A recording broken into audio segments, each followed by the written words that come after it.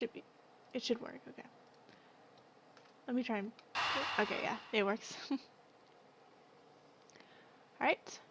Episode 1 Turnabout Visitor.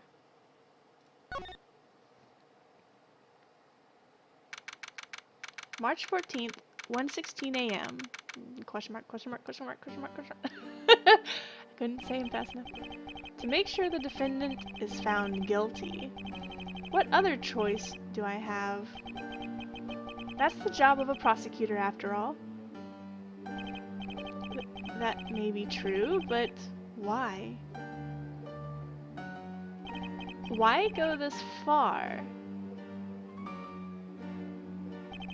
Sorry, maybe I wasn't clear enough, but a guilty verdict is all that matters to me. No matter what the cost.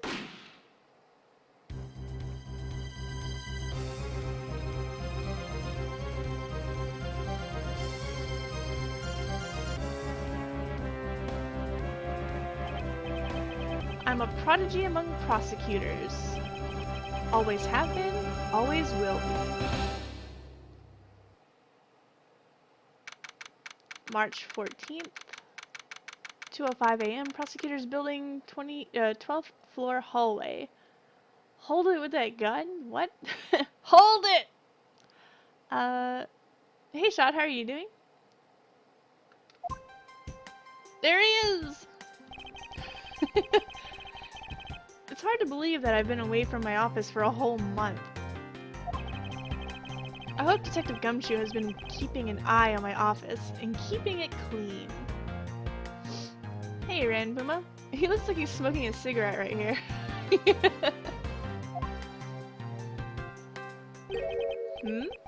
The door is unlocked. Detective Gumshoe? What's this smell? It's very familiar. Blood?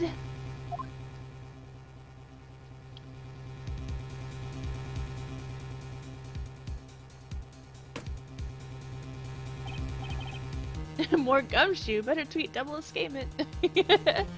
Whoa, what the? What's the meaning of this? Freeze! When did I get what? This game? I've had it for a long time. I've just never played it. I played it for maybe like 5 minutes and never played it again. I just, I don't know, I guess I got really busy and forgot about it. Like, I think I played it when I first played Phoenix Wright. Before I even moved into the house.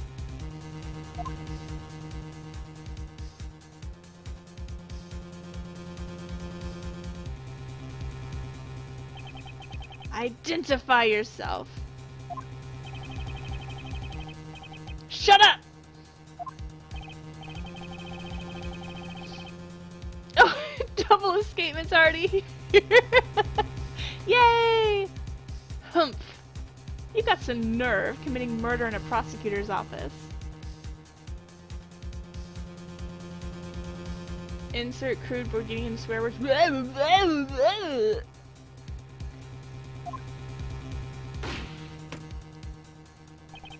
Is that a threat? Let me make one thing very clear.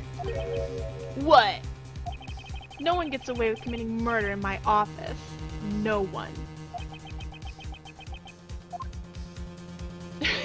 Goodbye. My name is Miles Edgeworth, and I work as a prosecutor in my local district. Little did I know that upon my return home after a month abroad, I would be thrust into a multitude of cases and some very frantic and busy days. Wait, is there really a snowman? Yes! Are you questioning my ice husband? He likes to leave residue all over my house. I have a video of it somewhere on my YouTube if you don't believe me. March 14th, 2:56 a.m., High Prosecutor's Offices, room 1202. The white residue.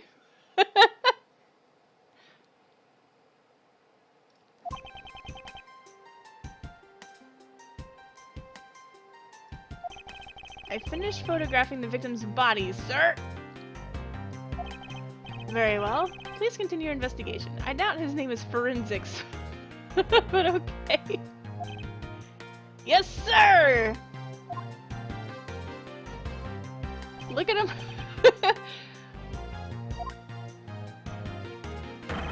Ah! There he is! Mr. Edgeworth, sir, are you okay, sir? Keep it down, detective. This is a crime scene. When I heard that a murder had taken place in your office, I ran up here straight away! He actually looks more handsome now. This is Dick Gumshoe. He's a detective at the local precinct.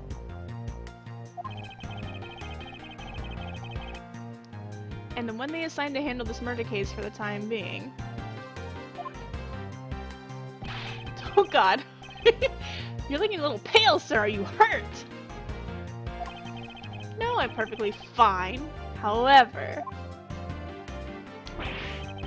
Ugh! Look what they did to your office! It's totally trashed! I'll say, the culprit sullied my floor with dirt rather well. No one gets away with tracking mud into my office. Not even Phoenix Wright. Whoa! Sounds like you're getting really burned over this whole thing. This crime was committed in my office, so it is my responsibility to solve it. Ho ho! That's just like you, Mr. Edgeworth. I'm always away from Minecraft. I know! I've been wanting to play, like the one time that I finally was gonna play, the server was down. So I was like, fine. I think, I don't remember when it was. It had to have been about a month ago. Okay, time to do some investigating. Agreed. Our first course of action is to gather relevant facts and leads.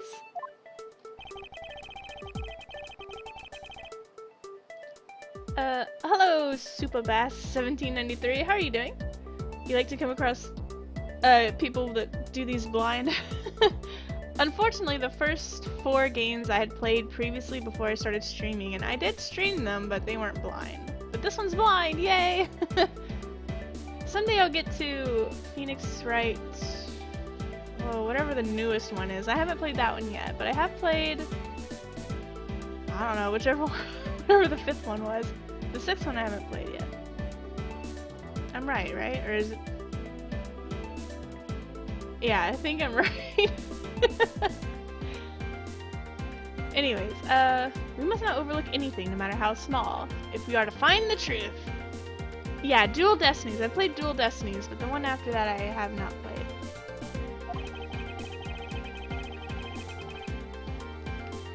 So I'll keep any leads or information we find etched in the forefront of my mind.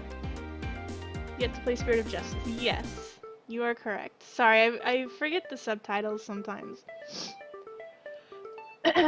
Speaking of things that pique my curiosity, why of all places did the murder occur in my office? Okay, crime scene, my office. Is it really coincidence that the murder took place in my office?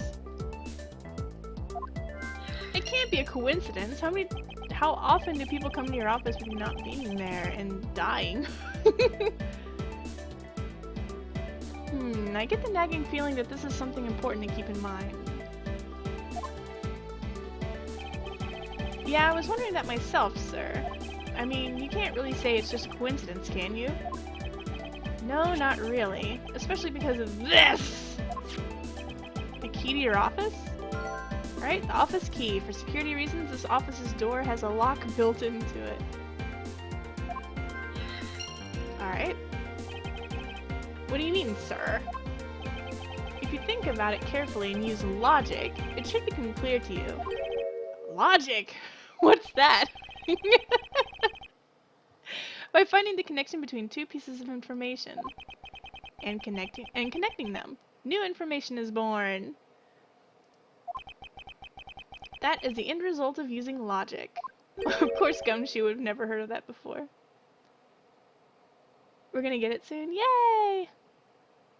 Someday. So how do you use it? First, I recall information through the logic button, and then connect them together. The what and the what and the what? Now to touch the logic button and recall the facts.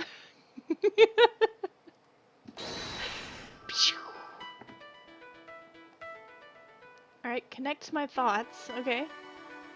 Is it really a coincidence? And oh, okay, I don't drag, I just click. And connect. Okay. Gumshoe is so dumb and lovable. Just like my cat.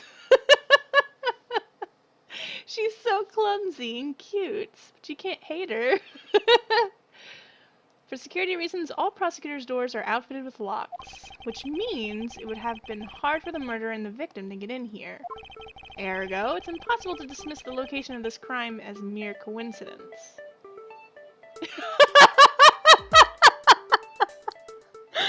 She doesn't have a logic button.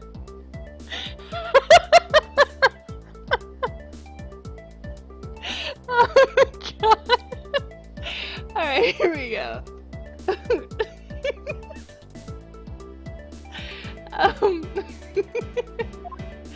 Yes, it's exactly what I was thinking, sir. There must be a reason why someone infiltrated my room. What was the killer after? The killer's goal. Why did this happen in my office? What was the killer after? You're really on the ball today, Mr. Edgeworth. That's some beautiful logic, sir. Yes, well, when you follow leads to their conclusion, only the truth remains. Sorry. That was just so funny. Oh, okay. However, maybe he just hasn't had anyone help him discover it. Well, that'll be your job, Double Escape. However, if the information doesn't line up properly, I may stray far from the truth as well. But if I think carefully before piecing leads together, the logic should follow. Follow or flow? I didn't really look. He's making his own fanfic. Let's see. Well, let's get started with the investigation, shall we? Yes, sir! Begin investigation. High Prosecutor's Office's room 1202. The basis of any good investigation is to examine everything, sir. I know that. And when I want to examine something, I simply touch the examine button. Oh, if you ever feel lost and want to talk, just touch the partner button, okay? This just sounds so funny because they're speaking to each other, but they're talking about pressing buttons. Oh, Edgeworth, you press my buttons. I'll give you a great precise advice as an ace investigator, sir. Something to try later if I have free time, I suppose. Alright. So I haven't... Oh, can I move around like this? Oh, I can. I don't need a controller. I'm running in my... You're in my way. This is kind of silly. Can I use a controller? Oh, I can. Okay. Alright, let's examine. They finished photographing the body, so it should be alright to examine this area. Why is his crotch all bloody? I won't rest until I've inspected every suspicious-looking nook and cranny. Okay. Well, there's a wallet here or something. What do we have here? Hey, I think I've seen one of these before. Oh, it's a police badge, detective. Oh, hey, I have the exact same thing, actually. What a coinky-dink. Let's take a look inside. I won't rest till I've inspected every suspicious nook and cranny. The first thing I notice is there's blood in his crotch. I have suspended disbelief so much that I didn't even realize the whole button discussion was literally been a tutorial about the controls. What? You thought they were really talking about, like, buttons? She's gonna have fun with these controls at the end of the stream. Yes. Buddy Faith. Detective! Mr. Buddy Faith. It would appear that our victim was a detective just like you. Alright. What's this? Your files are all over the floor, sir. They probably fell during the struggle between the victim and his killer. Signs of a struggle. My files are a mess, pointing to a struggle between victim and the killer. He's in universe now. Don't try to get him back. Let's see. Aw, and I tried so hard to keep this place spotless while you were away. I mean, this just rendered all the time and effort I put in pointless. I don't recall ever asking you to clean my room. Well, I watered the flowers every day, just like you requested, sir. I just added cleaning to the list as a weekend special. For about half a day every Saturday, I'd come in and clean this place until it sparkled. How would it get dirty? If no one was there, sorry. Got some dust or something in my throat. Does he have a life? Yeah, it's eating cup noodle. Alright, his hand's bloody. Let's see here. There's blood all over his lower abdominal area. It looks like the bullet passed clean through his stomach area, sir. In other words, he was shot. Yep, and until the autopsy's done, I don't think we'll know much more than that. No life, no logic button, poor Gumshoe!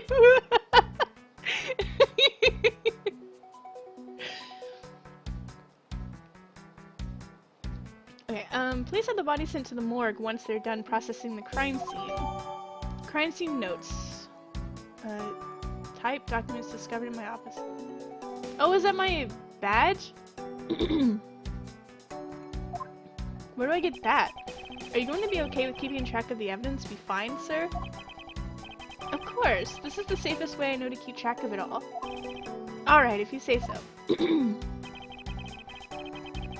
I keep... Oh, I keep all the evidence I find either in or with my organizer. When I want to re-examine a piece, I have but to touch the organizer button. But the organizer isn't only for evidence. I keep people's profiles on hand in it too. It's probably a good idea to make a habit of checking the facts often.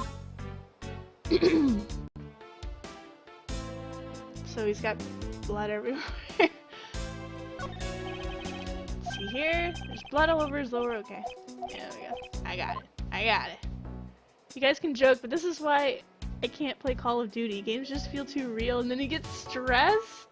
That's why you play Minecraft. What's this?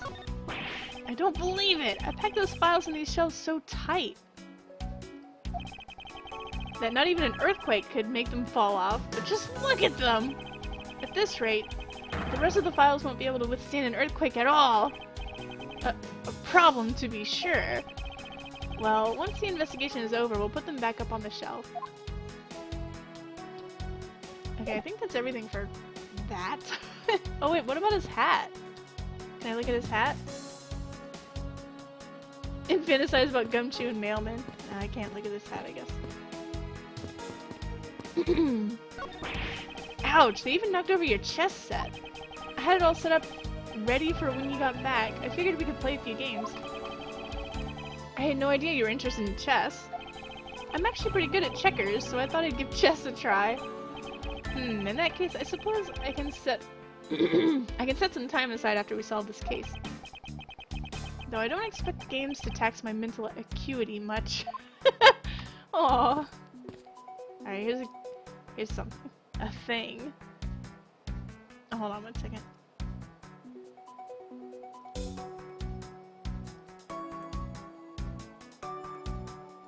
Okay.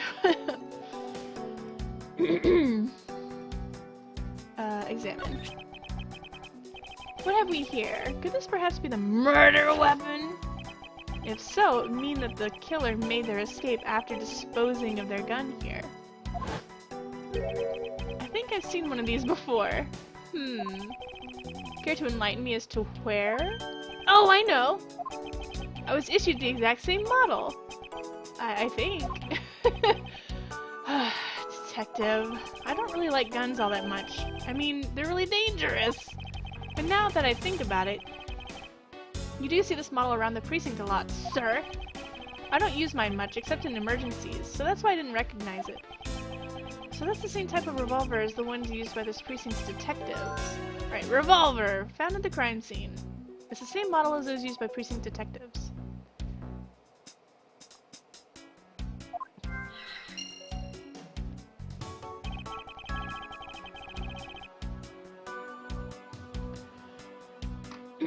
You thought we really wrecked our Minecraft world? No. It was fun, but we kept a backup. I seem to have gathered a few pieces of pertinent information. Now to calmly use some logic and figure out if any of them are connected to each other. Let me look at the organizer. What's this? Proof of my profession. However, I prefer to keep it in my pocket. Your Dracula pin. Bullet went clean through the victim's abdomen. The body was found around 2:05 a.m. Okay. A homicide detective of the local precinct in charge of initial investigation. He's 32! A detective in this precinct and the victim. Why was he killed in my office? So I've looked at everything? I'm gonna talk to this guy. Do you have anything to report? Sir! Yes, sir! Nothing out of the ordinary right now, sir. So no? And yet there's something out of the ordinary right in front of my eyes. Talk about a contradiction! Something out of the ordinary, huh? I should look around a bit more. Is it the mess? That's pretty out of the ordinary.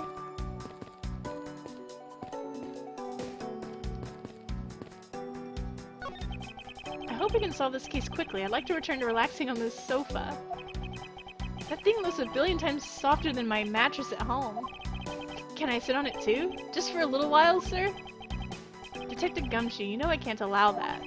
Until this case is solved, neither of us has time to spare, let alone rest. You're right, sir! I'm gonna work hard and be a real trooper to the end. Even once this case is over, I don't think he can afford to take any time off.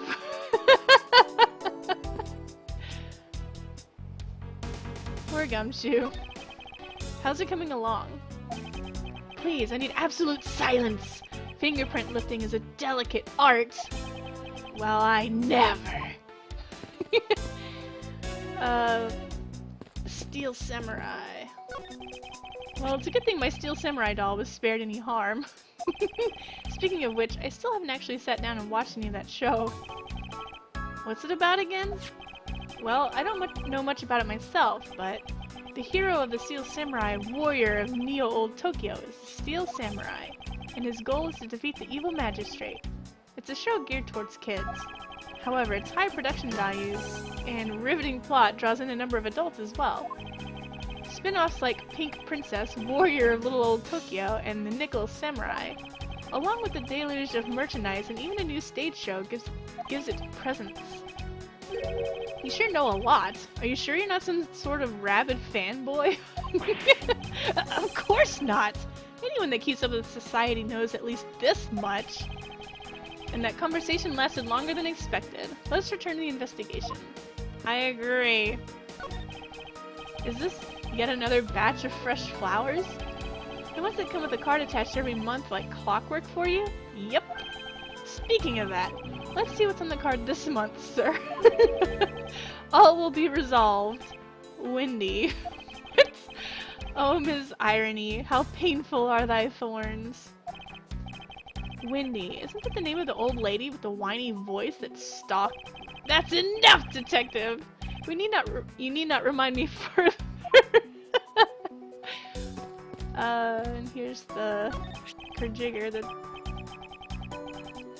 whatever. Oh, it's your trophy, the Knights of Prosecutors, right? King of Prosecutors. And it's not a trophy, it's a shield. They only send this to the winning prosecutor, right? Yeah, but I have no real interest in the perceived worth of other people. As for my own worth, that is something only I can determine for myself. That's so slick, sir! I'm gonna have to try saying that sometime. Unfortunately for him, his monetary worth is tied directly to his worth to me. What's this? Ah, watch out for the teacup fragments there, sir. Oh no, his teacups! That killer is going to pay. This tea set! Yikes, you're really mad over this. This tea set is very dear to my heart and can only be bought in England. It cost me more than your whole month's paycheck. What? Now I feel like the killer's wasted one of my monthly paychecks.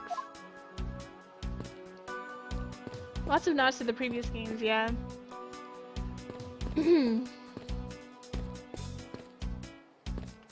Let's see. Let's try talking to Gumshoe. Let's press his button. You called, sir? Have you noticed anything? He's already pointing at him. Is there anything you noticed that you'd like to share, Detective Gumshoe? Just that I rushed over here as soon as I heard there was a murder in your office, sir. The investigation's just gotten started, so I guess there's not much else to say. So, were you the one that found the body, Mr. Edgeworth? Unfortunately, upon my return I found my office door to be unlocked. And what awaited me inside was this whole messy affair. Ouch, that's rough. Even though I left the security of this room to a certain detective... Sorry, sir. Aw, look at that face! Let's see, about investigating. I assume you understand how to conduct investigations, Detective Gumshoe. Of course, sir! Examine things by tapping them or by touching the examine button. By checking various things out, we gather evidence and information. You can see the evidence we've collected by touching the organizer button. For information... Look at his face! He's so funny. For information and leads, it's the logic button. That's it! Great job, sir! Deductive reasonable is the way to go. It's deductive reasoning, detective. Clearly something you lack. He broke his logic button. The info I've gathered. I seem to have picked up a few good leads. Oh, so now you're gonna do that thing you do with all that information, right? What are you babbling about? The brainy thing you were talking about just a few minutes ago, sir. Logic. You said that you can look at all of your leads and info by touching the logic button. Then you pick the pieces you want to connect by touching them and hitting connect. That's your way of investigating, right, sir? Yes, which is why this exercise in explaining my own method to me was unnecessary. Okay, then how about I explain my logic to you next? It is even more unnecessary.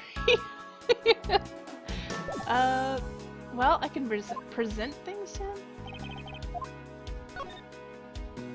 Oh. Yeah, sure, present. I'm just a lowly detective, so I'm not sure what I should do with that other than to arrest it. Is that the only talent you have? Oh wait. Double tutorials. Here, I have this badge. Your prosecutor's badge is really tiny compared to my police badge. Oh, but it's really cool, sir. Much, much cooler than my badge could ever be. There's no need to suck up to me, detective. Aww. He's so cute.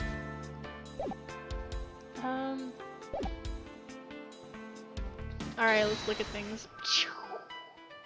Okay, the killer's goal. Victim was a detective.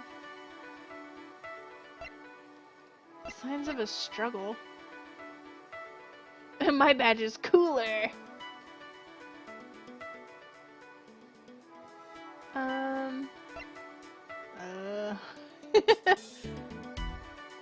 Do I have the flash cam? No, I don't. And I don't even need it for this game because we're a prosecutor, not a the other thing. I guess this and whoops.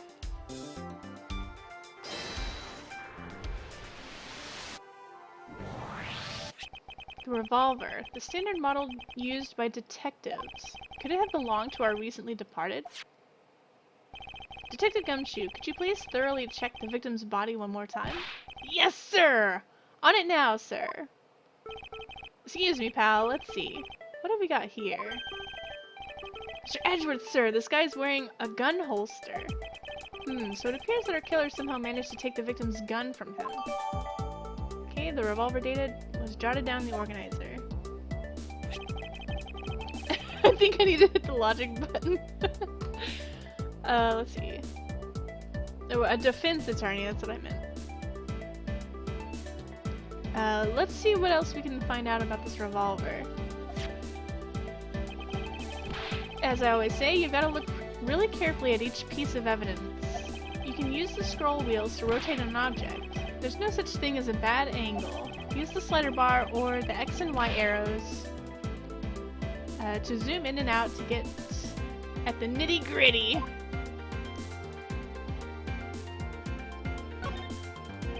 To think that it's so easy to take a life with just the pull of a trigger. You know, I can't ever see myself really liking guns. Oh, but I love the ones they use at track and field meets to start races. If you take off before it's fired, everybody always ends up following your lead. To chase you down for a false start, detective. Now that you mention it, even when I finish first, I always wind up in last place. Poor Gumshoe. It looks like the only one round was fired from this. Or it looks like the only round... it looks like the only one round was fired from... Okay, I think I read it correctly the first time. It just sounds weird. Wow, so the killer killed the Vic with just one shot after wresting the gun from him? It sounds like the guy knew how to handle a gun, huh, Mr. Edgeworth? We have no proof for now, but that is a distinct possibility. I guess this is about all we're going to find out. We should send the body to Jim! Why? Oh, why?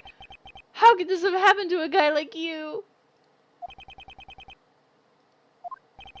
Are you alright? Don't touch me!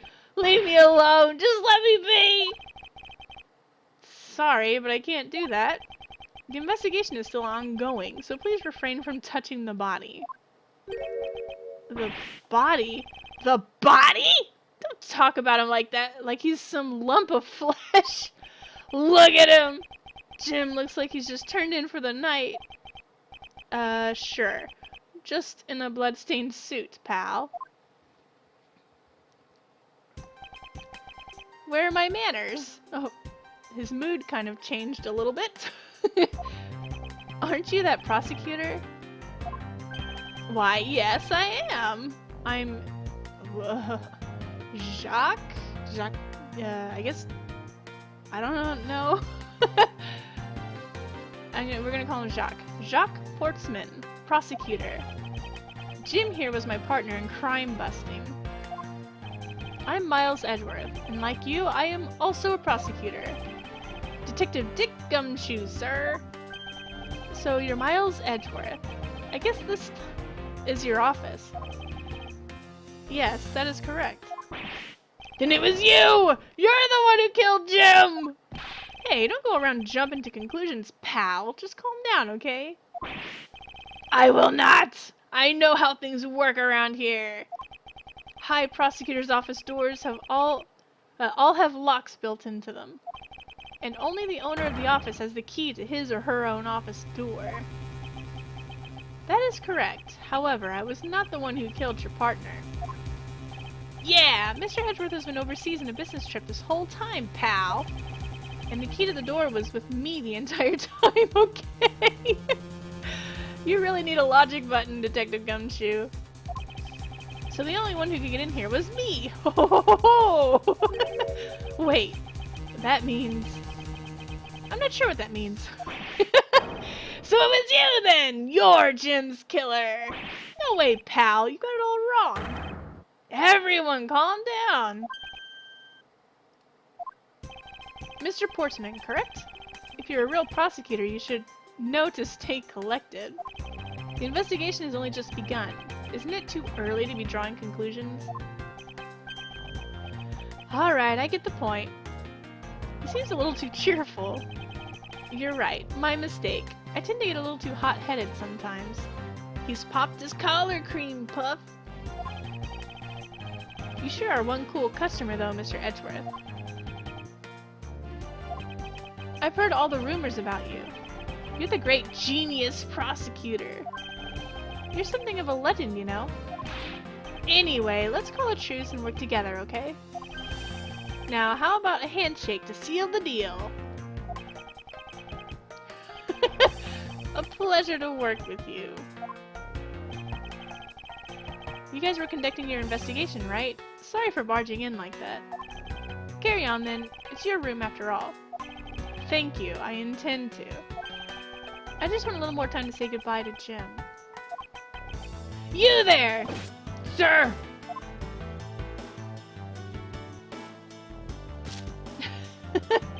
I want you to capture this scene on film for me.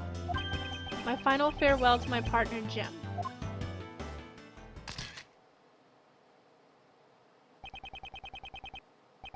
I should probably give them some space. No, that's not.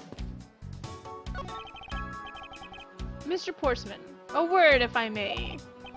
Jim, I swear I'll find your killer and bring him to justice. You wait and see. It'll be for the both of us. Now then, you wanted to talk to me about something? No, that's alright. I feel like I'm interrupting their conversation. What? Do you have anything to report? Something out of ordinary in front of my eyes. Let me just make sure there's nothing else to look at. Ah, your jacket, sir! What's it doing on the floor? It must have fallen off the wall when the killer tried to threaten me by firing around. So the killer not only shot the victim, but they shot your jacket as well? They dared to shoot the ultra special jacket that you made your prosecutorial debut in? What if they had shot through it? It would have been a disaster. It's not worth getting worked up over, Detective. Not when there's something more here. Huh? Like what? I take it you haven't noticed it yet, Detective. There's a giant contradiction right here in front of us. Really? Did I say contradiction? He must be rubbing off on me. I'm starting to sound like him. But I have my own methods, and I will conduct this investigation my way. When the scene before me contradicts a piece of evidence or seems off, that's when my deductive skills come into play. First, I have to find the spot that holds the contradiction. I guess this? This is it. The bullet hole is where the contradiction lies. When I spot something that's off, I should touch the deduce button with conviction. Ugh! Press it as hard as I could.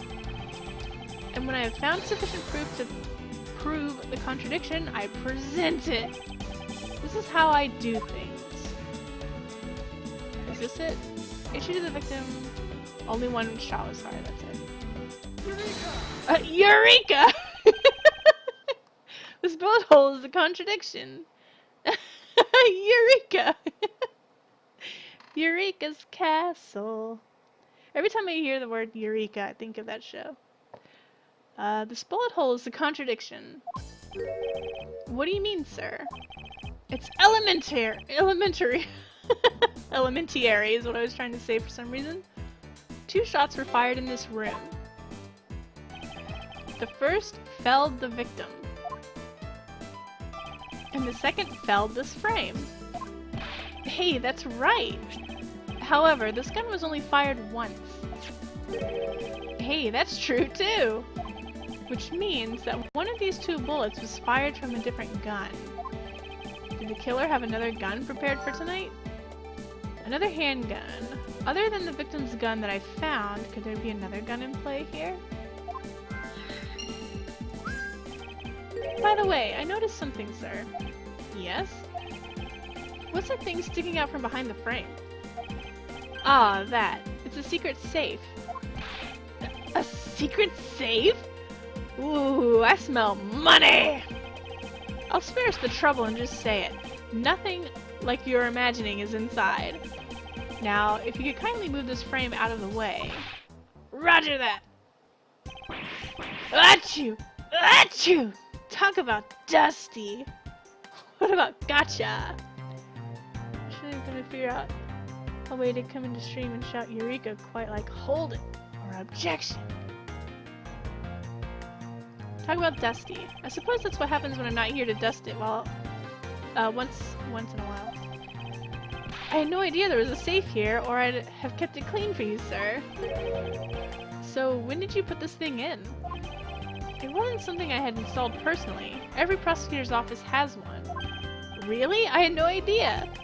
Well, only prosecutors are supposed to have knowledge of their existence. So what's inside, Mr. Edgeworth? Right now? Nothing. We only use them to store especially important evidence when a trial is in session. That's it? Talk about squashing my hopes and dreams. Secret safe data jotted down in my organizer. Alright. I won't rest until I've inspected every suspicious looking nook and cranny.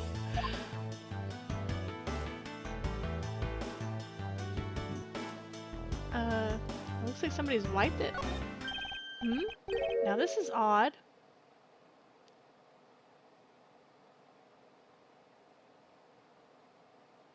Rand Puma? Why did you do that? Yeah, I get used to that phrase, nook and cranny. How is this odd? You found something, sir? Your enter key was being pressed. That's kind of weird. This keypad, don't you find it to be a bit too clean? Yeah, there's a thick layer of dust all around it, but not on the keypad itself. You there, the forensic scientist. Yes, sir. Could you please dust this area for fingerprints? You got it, sir. I couldn't find, let alone lift, a single print. Looks like it was wiped down well.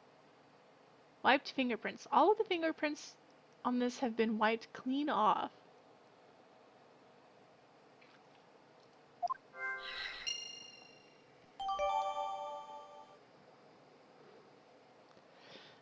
Yeah, Ren Puma's my husband. And he's at work, so sometimes he may not be able to type right away. Don't think he's being rude or anything.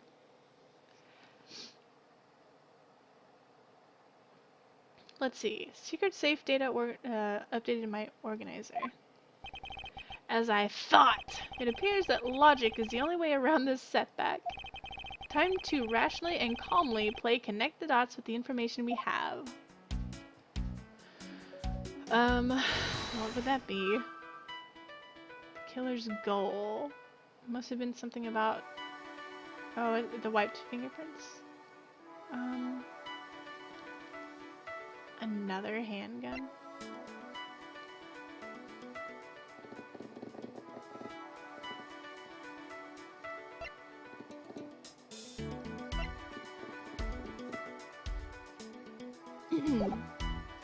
I want to see what the updated data is. Each prosecutor has one in their office, only they know the prints are white. Okay.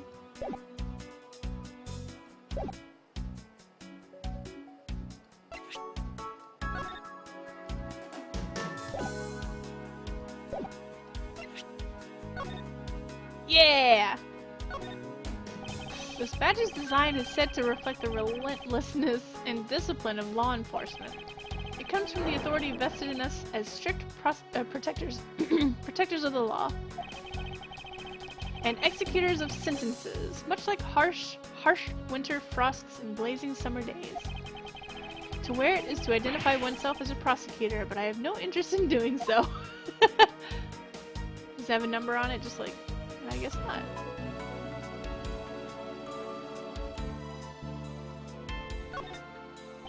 Each prosecutor's badge is engraved with the number. Oh, it does have a number, I just can't see it.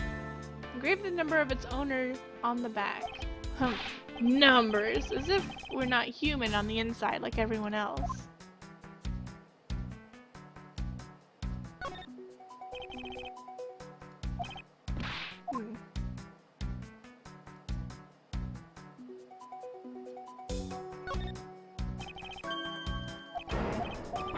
I think that's all he says. Ow, ow. Okay, so is there nothing else? Can I look at my desk? Have I looked at my desk? It's been a while since I sat at this desk. Oh, how I've missed you. It's so tidy that it looks newer than when I first bought it. Oh yeah! That thing's so polished that it makes mirrors jealous. Don't tell me you had no other work the entire time I was away, detective. My job is to protect your office, sir. And you did such a good job protecting it that a murder occurred in it. That's harsh, sir. I had to admit the desk has never looked better, so I guess I can't dock his pay. I thought he was gonna say something about the telephone.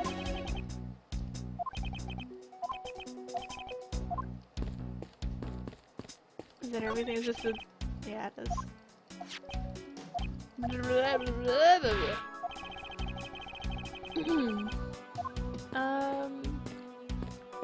Can we look at the thingy again?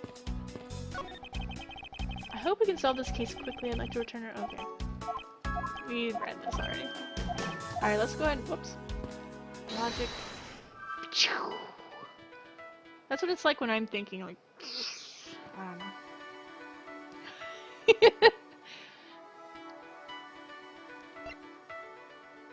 Okay, there's this and this.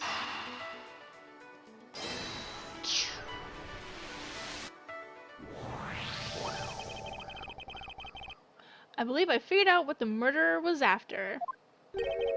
Well, what is it, sir?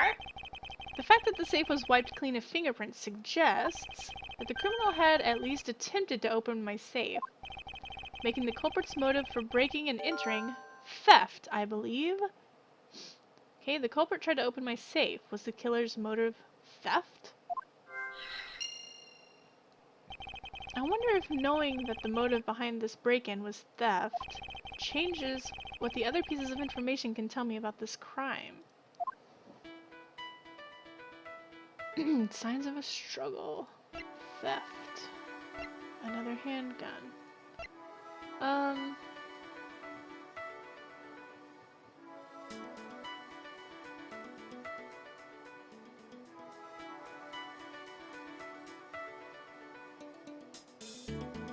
Well, why would there have been a struggle if he had another handgun?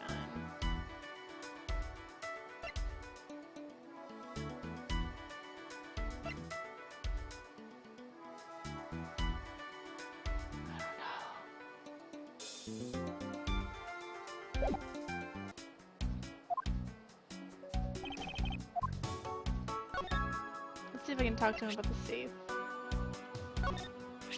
I had no idea you had one of these things. I mean, I thought I knew everything there is to know about you, Mr. Edgeworth. I feel like I've caught a glimpse of the hidden side of Miles Edgeworth. There's a great deal you don't know about me, at least I hope so. Detective Gumshoe is showing his true colors. He's a freak!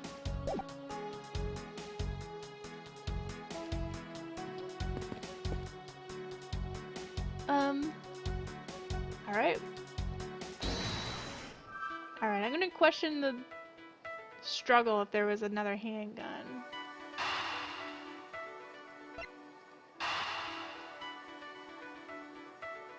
But it has to be about the theft, because he thought the theft might change something.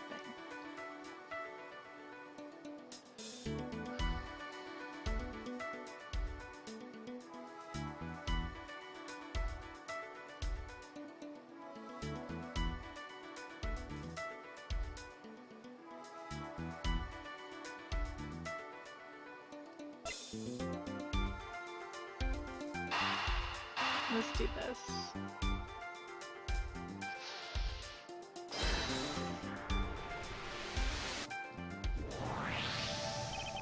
There's a possibility that the files splayed on the floor are not the result of a struggle between the victim and his killer. Oh, you mean like it could be from when the killer tried to find something, sir? Precisely. We need to figure out if any of the files have been stolen. Yes, sir! I'm gonna shelve files like you've never seen before, even in a library. Sure. Let's give that a try. Why do all the good ones have to always die young? Surely you must ponder that every once in a while, Mr. Edgeworth. No matter how much we lament, the dead will not come back to life. All we can do is search for the truth. And? So what are we supposed to do? How do we go about finding the truth? First, we calmly restore the files to their rightful place. You got it. Here, let me help.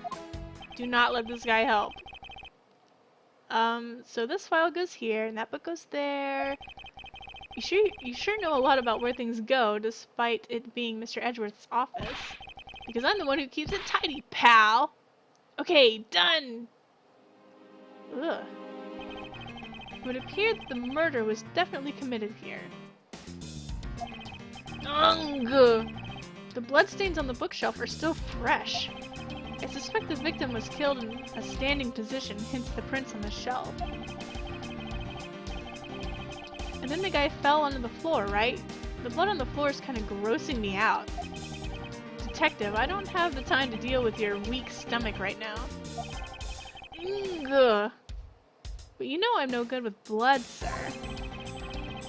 I'm certain there's something wrong with this picture. There's a bullet hole right here.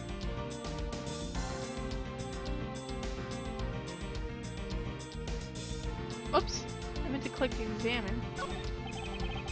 So this is where the bullet lodged itself after it went through the victim, huh? For the bullet to be lodged so squarely in a file's spine indicates that the files were ransacked after the shooting had occurred. Then I guess the victim was moved because he was in the killer's way.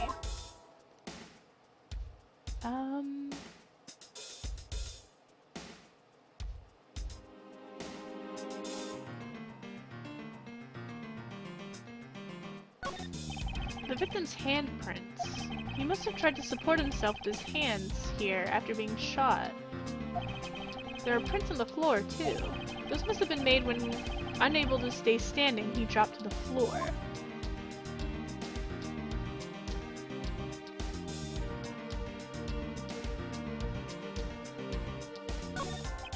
It appears that the victim was in a sitting position here after being shot. Oh, so that's where the seat of the victim's pants has blood on it. That would be the logical conclusion. Nah, he's just on his period. Happens all the time. I don't know, the thumb looks weird on this handprint. Like, the thumb looks good on this one, but this one doesn't. I don't know. The killer moved the body because it was leaning against the bookshelf. The blood on this guy's pants proves that pretty well. In a sense, I suppose. See, I'm not completely useless, Mr. Edgeworth. I guess this would make sense. What would I deduce? Is this spot somehow connected to any of the evidence I hold? Shot through the abdomen. I think so.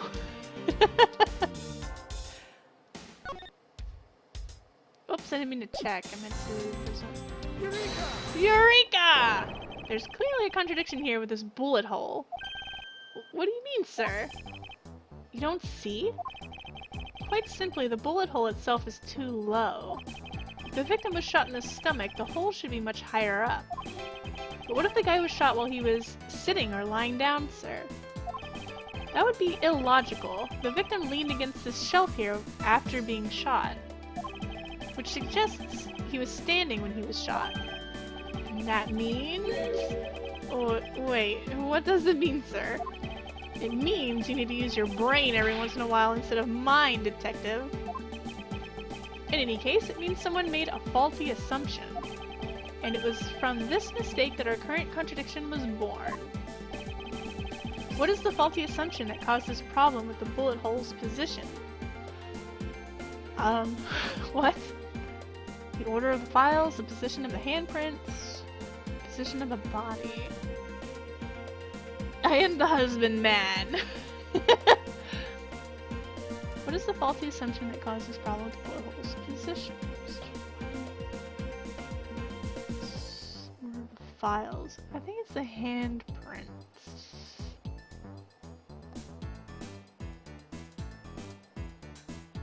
I have no idea. I like these teeny tiny penalties compared to Phoenix Wright. Let's say this. The position of the handprints is what's causing this problem. We wouldn't be in this dilemma if the handprints were closer to the ground. The handprints are where they are, up top. Yes, you're quite perceptive, which is why this is not a viable hypothesis. Oh, so it was just a what if? Then what's the right answer? Humph, you still can't figure it out? Then allow me to explain.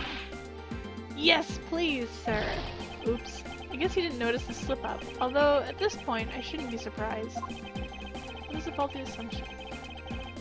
I guess it's the order of the files. Maybe? Or the position of the body. If the victim was shot while he was lying down... Wait, didn't you just say that line of reasoning is illogical, sir? You said the victim leaned against this shelf here after being shot. I was trying to be nice and explain my complex logic in an easier way for you, detective. Oh, really? Thanks for thinking of me, sir. Okay. I am obviously not very logical. I don't think you noticed my mistake. Alright, I guess it was the order of the files. I should have gone with my gut. I believe the order of the files is a bit off. You mean I put them back in the wrong order just now?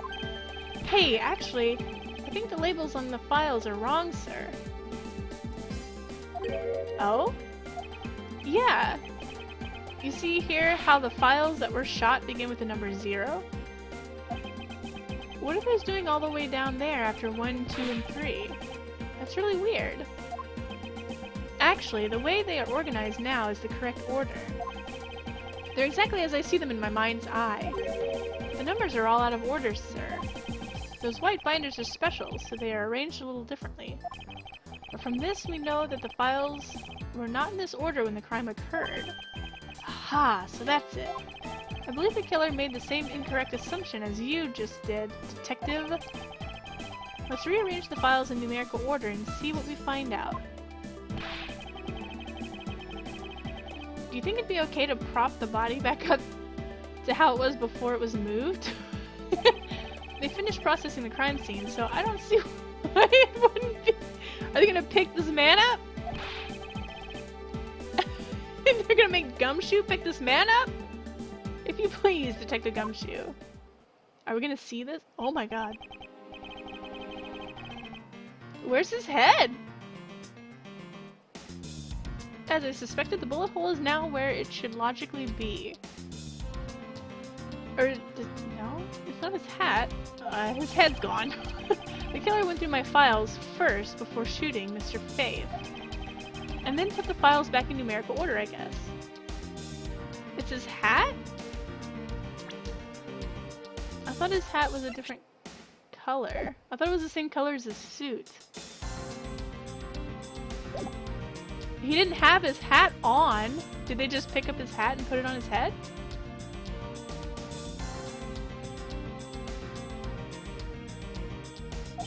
Exactly. And then proceeded to shoot the victim. Wait, let me look at this again. I think if we check this and see... Oh no, I don't see his hat. But see, his hat's... I guess they put his hat on when they propped him up.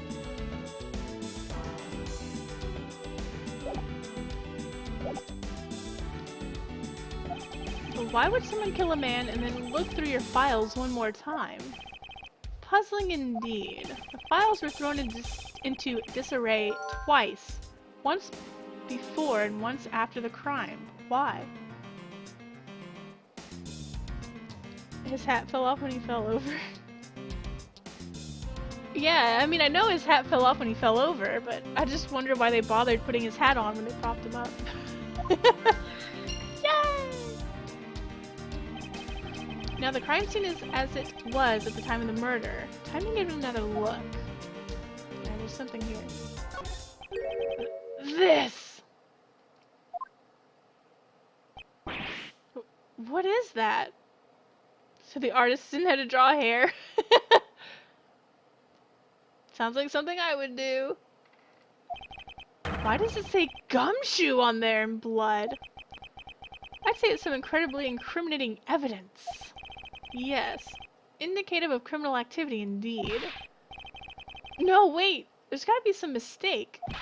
Mr. Edgeworth, sir, help me! Say something, sir! It appears that one of my files was stolen. Is it all, sir? What about me and my situation? Is this what the killer was really after? Stolen file data jotted down in my organizer.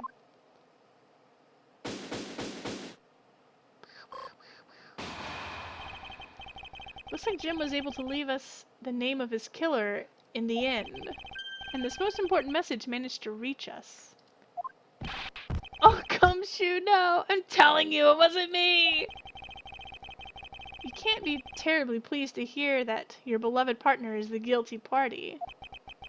If you're going to accuse Detective Gumshoe of being the culprit, I sincerely hope you have some proof to back it up. Jim's words, they're more than enough, wouldn't you say? If that's how you want to play it, then at least allow me to understand your reasoning. You got it! Accusing Gumshoe of things again? Again? Hey Argentine, how are you doing? See, I don't like this one bit. There's something strange about this man's attitude. And there must be some sort of flaw to his logic waiting for me to dig out. Mr. Edgeworth, what are you going to do? What I always do in court. I'm going to cross-examine him. One way or another, I'll expose the flaw in his logic with this technique. Ooh, how do you do that? Can you explain it to me, sir? Sure. Yeah, go ahead, because I don't know what's going on. Might as well. Alright, first, I listen to the witness's testimony. If I find a flaw in the testimony, something that contradicts the evidence, I open the organizer and present the piece of contradictory evidence. To present something, I simply touch the present button. That's old news. It's not like there's going to be a flaw in their testimony every time, right? Correct. And at those times, I need to press the witness by touching the press button. Sometimes by pressing, I can draw out new information and new or modified testimony. I think I get it, sir. I'll be sure to try this technique out during investigations too. I'll give him right crosses, then examine the body for bruises.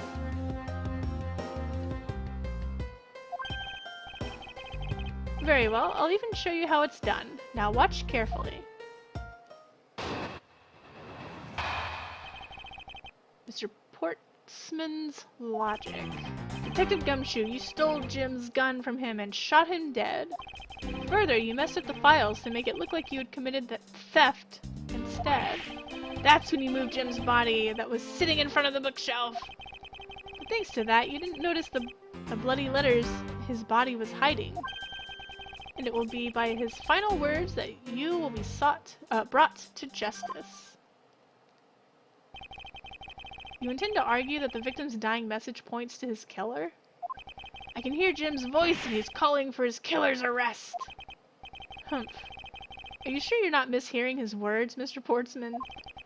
There's no way Detective Gumshoe is the culprit here. I will find the flaw in this man's logic and expose it with credible evidence. Rebuttal! Mr. Portsman's logic. You stole Jim's gun from him and shot him dead. Hold it! You know, there's something I've been meaning to ask. Huh? What is it? Why do you call the victim Jim? Then clearly his name is Buddy Faith. Isn't it obvious? Jim is the perfect name for my companion. Jacques and Jim. Don't those two names go together like peanut butter and jam? But Jim isn't even close to the guy's real name. Well, Jacques and Buddy just sounds off somehow. Besides, he was the third of a bunch of guys I decided to nickname Jim. What?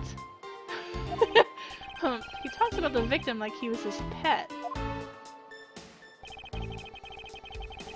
You mess with the files, make it look like you committed theft instead.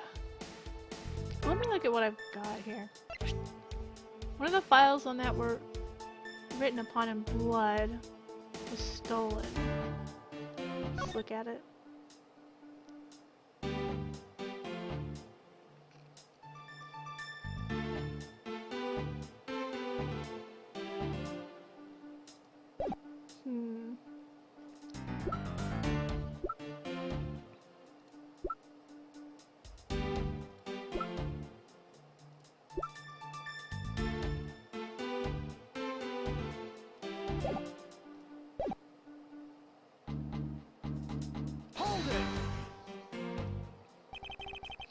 Do you really think it was necessary to dishevel my shelves twice to do that? That's true. Okay, then maybe his real intent was theft. Hey, are you accusing me of stealing something from Mr. Edgeworth? It's a possibility. Maybe your salary's been cut so much that life is getting a little too rough to handle. I'll have you know that I eat 3 square meals every day, pal! Okay, so all 3 of them happen to be instant noodles, but... Poor thing. What an evil prosecutor you are to... You were paired up with. And what a motive, no? That's when you move Jim's body... Hold it! And why would Detective Gumshoe do such a thing? Because the body was getting in his way. He had to mess up your bookshelf somehow, right? Anyway. Thanks to that, you didn't notice the bloody letters Spotty was hiding. Hold it! Why do you think that the killer didn't notice the bloody letters? The body was covering it quite well, don't you say? That's how he missed it. But, judging by what I've seen, it doesn't take much for your detective to miss something. Who do you think you are? You know nothing about me, pal. Just because I'm missing a logic button. There's a lot a person can understand about another from first impressions alone. I can't say I disagree with him on that point. Why don't you say something, sir? Not you too, Mr. Edgeworth! Despite his lack of attention to detail, I don't believe the detective to be the culprit. Nobody could have overlooked the bloody letters, and I can prove it with evidence. How? I couldn't ask for a better setup for the game-finishing spike. And it will be by his final words that you will be brought to justice. What do I have to...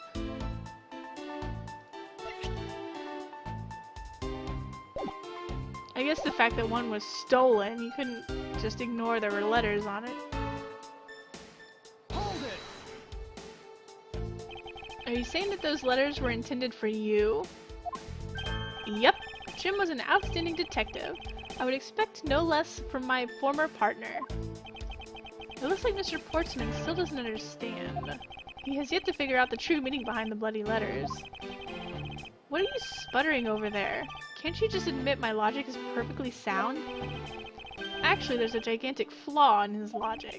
A gap so wide that even the good detective can spot it. Now, to clue Mr. Portsman in by presenting him with some evidence. Alright, I'm gonna assume that's what it is.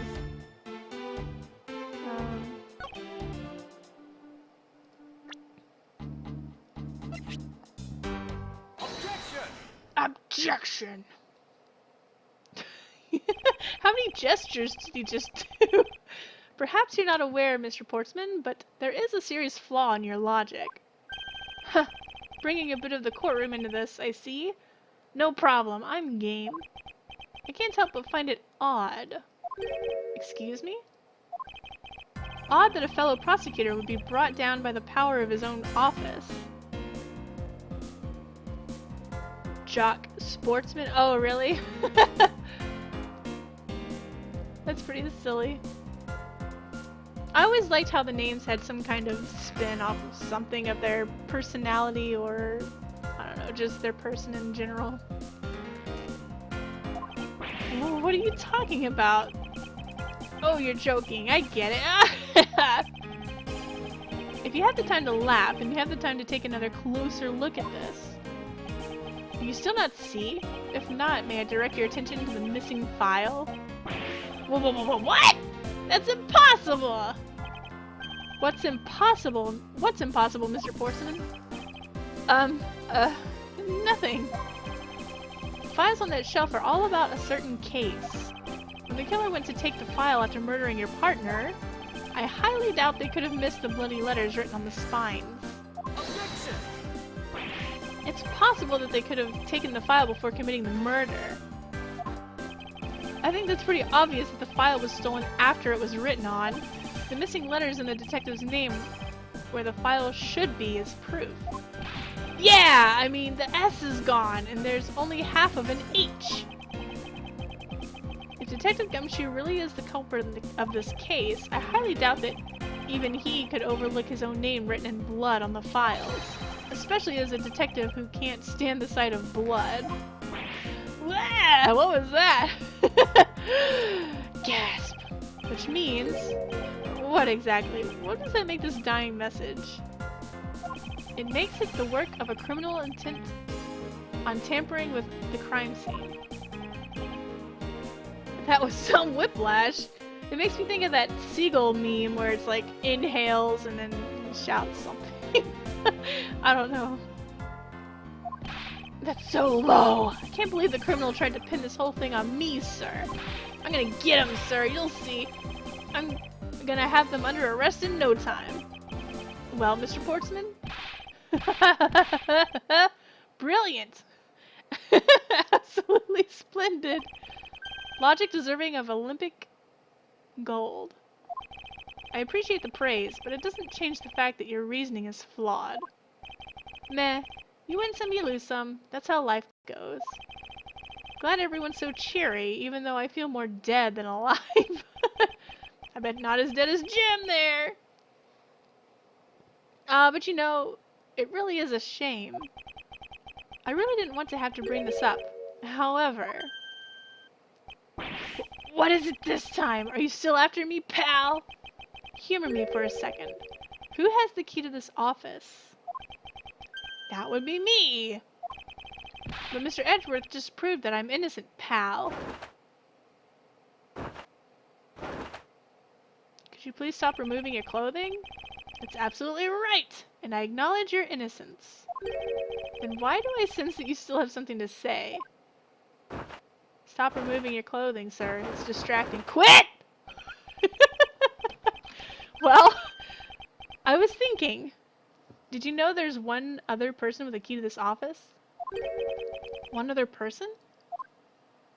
What is he doing? Take it on or take it off? Hey, you there. Yes, sir. What is it, sir? Would you kindly fetch and escort that lovely young lady here for me? A lady? The girl is a member of this building's security. Think of her as a material witness. Security? Did you say security? No, stop it, pal. Don't! What's wrong with him all of a sudden?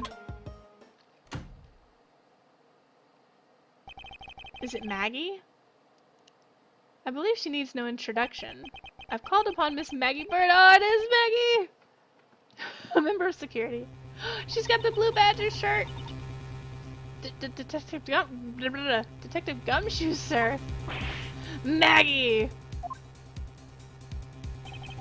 Miss Bird is a security guard on watch tonight. I see. And your point is? My point is that she could very well have used it. And by it, I mean the master key, which can open all of the office doors in this building. What? If you're not the guilty party, Detective Gumshoe, then the only other person with access to this room is Miss Bird. How dare you! I would never sneak into someone's room. What is she holding? Is it her hat? That's right! I refuse to believe that Maggie's the culprit, pal! It was me! That's right, I did it! Isn't this like the third time she's accused of something? Can we take that as a confession, detective? Well, it wasn't really me, but it definitely wasn't Maggie, pal! So yeah, it was me! If it was, you'd have no problems with that, right? Please refrain from flying off the handle, detective. There's no need for such theatrics. Please quit that. Listen to your boss, detective. He understands what I'm saying here. Quit it. Stop. Quit! That girl is the only one who could have committed the crime, and for one simple reason. Quit! Reasons for suspicion. He's not quitting! It's pretty obvious that Miss Bird snuck into your room using the master key. I mean, if Detective Gumshoe isn't the one who opened the door, then that leaves only Miss Bird as our prime suspect. Compulsive stripping! Why isn't this a thing? Quit it! On top of which she knows our good detective doesn't she? Well, on top of which she... Quit! I can't finish this sentence! She knows her good detective, doesn't she? Making it all the more probable that she was the one who faked the dying message. So you're saying she used the master key. That's his tactic? I don't think it works at Edgeworth, though. Or does it? I don't know. Master key data jotted down in my... Okay. Incredibly incriminating evidence, wouldn't you say? That's what you claimed about the evidence earlier as well. That was then, this is now. The flow of a good match always changes during a rally. He's trying to throw you off by throwing off his clothes! No! My only weakness. No, I'm just kidding. Let's see, it's all about your reflexes and reaction time, especially for an athlete like me. I wonder if there was anyone else other than Miss Bird who could have used the master key. It seems that the only way to get Mr. Portsman to give me more details is to press him. Oh, I'll press him! I think that's what he wants. I was gonna do something. What was I gonna do? Oh well. Oh yeah, I wanted to look at the key. This can open every office door. Its use is controlled by security staff. Oh, okay. It's the master key to every office in the building. Oh, you don't say?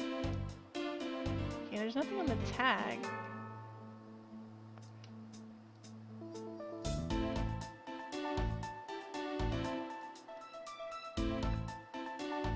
It's probably just gonna say the same thing.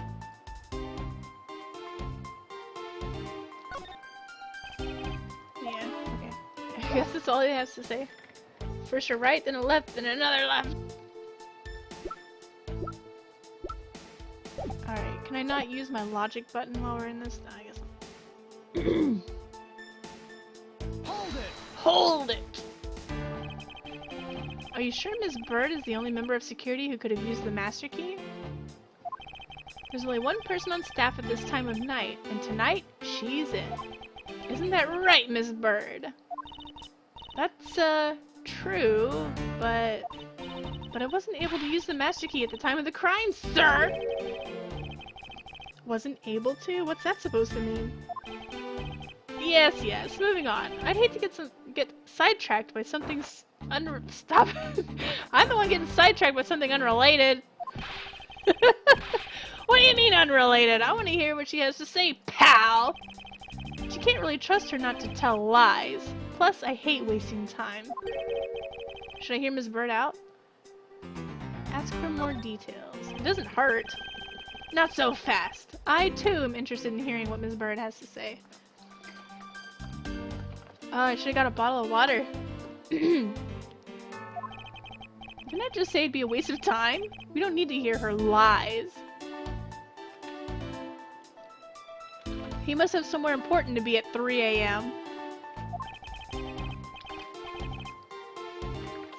I'll be the judge of that. Miss Bird, if you please. I discovered that the master key was missing at around 1 AM, sir. What do you mean by missing? As in, it wasn't anywhere in the security booth, sir. The killer must have stolen it. Stop flapping your shirt, since you're flapping your mouth already. That's funny. The killer must have stolen it. Mr. Portsman, I believe this to be an important piece of testimony, don't you? I can't believe that someone like you would be taken in by such words. I'm not lying, sir! Objection! If that's the case, then I'd like to know why you have the master key now. I don't quite know. It just reappeared all of a sudden, sir. Ha! A likely story. And where is your proof that the key was stolen to begin with? I bet you just forgot where you put it and then found it again. I never lose things. I can practically guarantee that. With me, if something disappears, it's usually because someone stole it. Yeah, pal. Trust me, you don't want to test just how bad her luck is. Unfortunately, I can't deem this piece of testimony as conclusive. Glad you agree, Mr. Edgeworth. But... You still haven't established Maggie's motive for breaking into Mr. Edgeworth's office. Her motive? Didn't we already establish that it was theft? I mean, the culprit clearly went through the bookshelves and at least tried the safe. It is as Mr. Portsman says, Detective. Can't ignore the fact that all the evidence points towards a motive of theft. But I'm done taking blows. It's time to counterattack with a few facts of my own. Her intent, from the mess of shelves to the wiped down safe, I'd say thievery! Well, what should I present? Maybe the gun?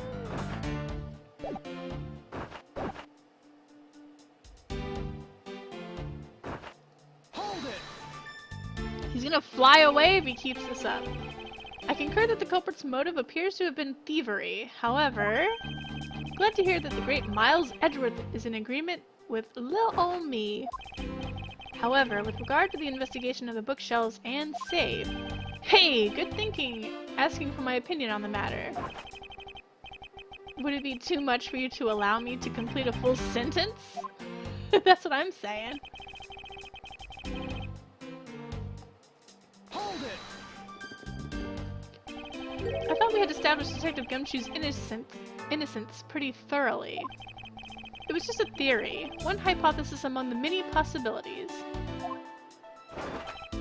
I mean, I had my doubts about Ms. Bird from the very beginning. If that's the case, then why didn't you mention her first? Now, don't make that face. See, there goes that truth running the other way. Let's pick up the pace and see if we can't catch up to it. I don't think you're catching my drift. But we are in agreement that the detective isn't the killer, right? If so, then I hope you'll understand when I say... Quit it! That since she is the only one who could have opened your office, I'm pretty sure they're supposed to say opened. Since she is the only one who could have opened your office door, and that leaves only Ms. Bird as our prime suspect. Hold it! Don't you think it's a bit early to be jumping to conclusions? Are you saying that there's another way to open the door other than the master key? Oh, I get it. Perhaps you had a spare made for someone else. I'll have you know I have never made a spare, so what are you insinuating? Nothing. I guess I should have known better than to suggest that someone like you would. On top of which, she knows our good detective, doesn't she? Hold it! There are a number of typos in the game. Yeah, it's in all of the games. It's just sometimes if I misread something, I feel bad. But really, it's really typed that way, and then I don't feel so bad. Is there anyone in this district who hasn't at least heard of Detective Gumshoe? Good point. He's practically a celebrity among us prosecutors. Really? I never knew I was so talked about, sir. We're holding our collective breath, you know. For when you screw up so badly that you're literally chased off the force. Wait, what? Is that true, Mr. Edgeworth? Of course not. That's hogwash. Phew, don't scare me like that. I almost had a heart attack there. Aww. Making it all the more probable that she was the one who faked the dying message. Hold it! By dying message, you mean the bloody letters that spell out gumshoe? I figured that whoever wrote his name must have wanted to frame him. And just the act of choosing his name is proof enough that the two knew each other well. Mr. Edgeworth, what are you waiting for? Hurry up and present some evidence! I would love to, but first we should listen a bit more and digest what he is saying. And press him for more information. I already did that. I did that for everything.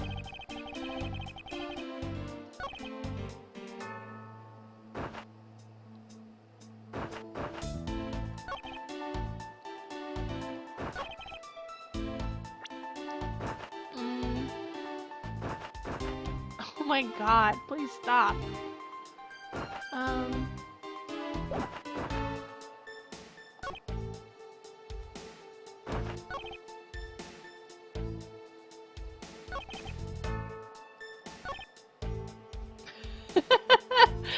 Goal!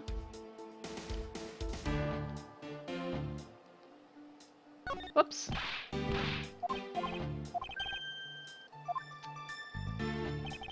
Press on everything.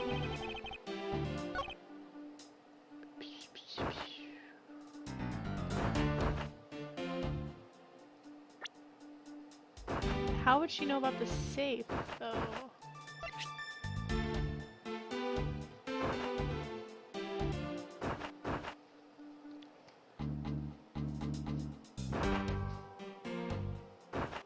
How did he know the safe was wiped? Unless he overheard us, probably. I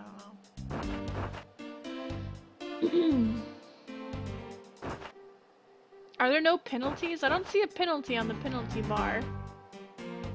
Objection!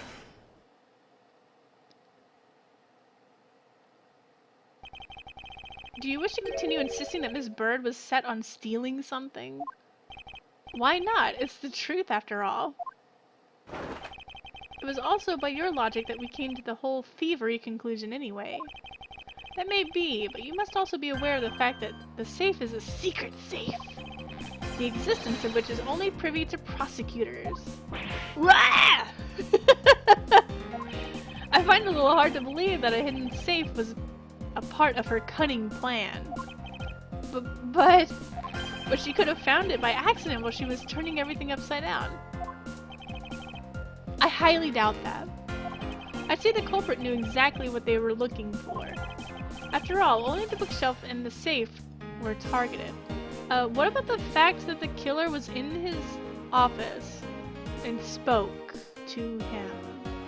Was it not a male voice, or was it a female's voice? I don't know. The person was bald. See, after all, the only bookshelf and the safe were targeted. What is that? Oh, it's metal. Garg! Yeah! Even I didn't know about that safe, pal! And that means there's no way Maggie could have known about it either. Then are you proposing that the killer is a prosecutor? Interesting conclusion. That's definitely looking more and more probable. Uh-oh. What's wrong, prosecutor? Do you have a different suspect in mind now? Curses! Why? What made you... What's with the angry face all of a sudden? It's all my fault! What do you mean? It's Jim! He knew about the existence of the secret safes. What did you just say? We were partners, like inseparable conjoined twins. That's kind of weird. That's why I told him. I filled him in on the secret safes. Then that means... Yeah, I know! I'd only just told him too. Obviously it was wrong of me to tell him. I still can't quite believe it, but the thief who broke into your room was probably Jim. Now he's claiming that the victim was the thief? And you were simply trying to stop him, weren't you? Miss Maggie Bird? Excuse me? Had to translate fast? I mean, you are a security guard, right? That's your job. But killing is going a bit too far, even in your risky profession. What the? You're still accusing Maggie of the murder? Yes and no. I mean, she had stumbled upon Jim, who had probably drawn his gun. I get it! It was self-defense, wasn't it? No, I couldn't. I could never do something like that. Not even as a security guard, sir. Plus, even if he was the thief, he wouldn't have a key to this office. Which is precisely why he had to steal it, wouldn't you say? Oh, his hat is white. I guess he did have his hat on. That's so weird. I guess they plopped his hat on his head when they propped him up. It was Jim who stole the master key. Ah! Pretty impossible for a supposedly stolen key to be here with us. Unless... well, unless you retrieved it from Jim after you killed him. Mr. Portsman, are you honestly accusing your own partner of being a thief? I don't want to admit it, but it's the only way for everything else to make sense. Has he no honor? Now then, I think we're done here. The investigation waits for no man. Would you people be so kind as to see yourselves out? You can't kick us. You can't kick us out. This is Mr. Edgeworth's office. Would you quit it? Ah, but I'm the one who's been assigned to this case. You are all suspects to varying degrees, and therefore ineligible to run this show. Listen, pal, how many times do I have to say this? Maggie can't be the culprit. Detective Gumshoe, calm yourself. But, sir! We have no choice but to accommodate his request. For now. Ha-ha! Thank you, Mr. Edgeworth. At least one of you understands. Now then, if you could remove yourselves from my crime scene, I'd be most grateful. Humph. Mark my words, Mr. Portsman, we will meet again. If that's a formal request from the legendary prosecutor himself, then I suppose so. Now don't disappoint me, you hear? What a weirdo!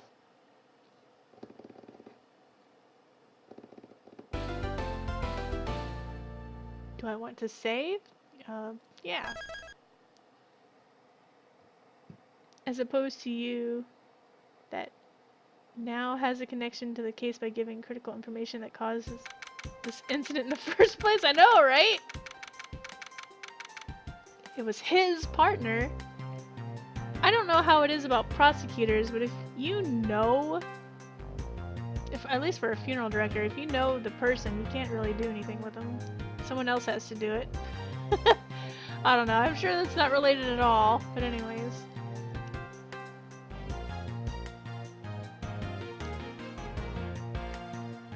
Let's see. March 14th, 4:18 a.m. What are these people doing? Prosecutor's building, 12th floor hallway. He's certainly connected, so that's playing conflict. Well, not to be a spoil sport, but whenever it showed the opening cutscene, he was in it, so... I'm pretty sure Mr. Portsman's the wrongdoer in this doings of wrongs. I don't know. What is with that prosecutor? I can't believe how rude he was. It was unbelievable! Please maintain your professionalism, detective. I'm gonna find some real solid evidence proving Maggie's innocence. You'll see, sir! But we've been kicked out of the crime scene, sir. True. Then what now? Looks like my life's fallen into yet another gigantic ditch. Do not despair, Miss Bird. We can overcome this as well. This is a B-level movie. There are many other places and things we should be looking into anyway. Really, sir? For example, this hallway. The linchpin of his argument against Miss Bird is related to this master key. In that case, this hallway is the perfect place to look for more information regarding the mystery surrounding my door. Yes, let's search for the mystery of... Never mind, I'm not gonna finish my sentence. Prosecutor's building 12th floor hallway. Alright. The best mysteries surrounding Edgeworth's door. What is this? Is this a basketball? Is that a basketball or a basket? Yeah, basketball goal. Blah, blah, blah, blah. It's Mr. Payne. What are you doing here at 4 a.m.? Looks like you're in quite the pinch, Mr. Edgeworth. To be sure, murder within the walls of the prosecutor's office is no trifling matter. You must find, apprehend, and punish the killer accordingly. Post-haste! Sounds like a messy case you've got on your hands. If you ever feel lost or need some advice, my door is always open. How gracious. I will keep your offer in mind. Who's this guy again?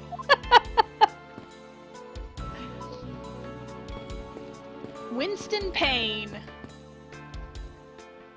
Let's talk. Is everything alright? Yes, sir! If you must know, I weighed myself this morning and I'm finally at 154 pounds. Congratulations, but I was asking about this hallway in this room. Oh, everything's okay, sir. A word of advice. Stay focused or you may start to lose even more weight. What?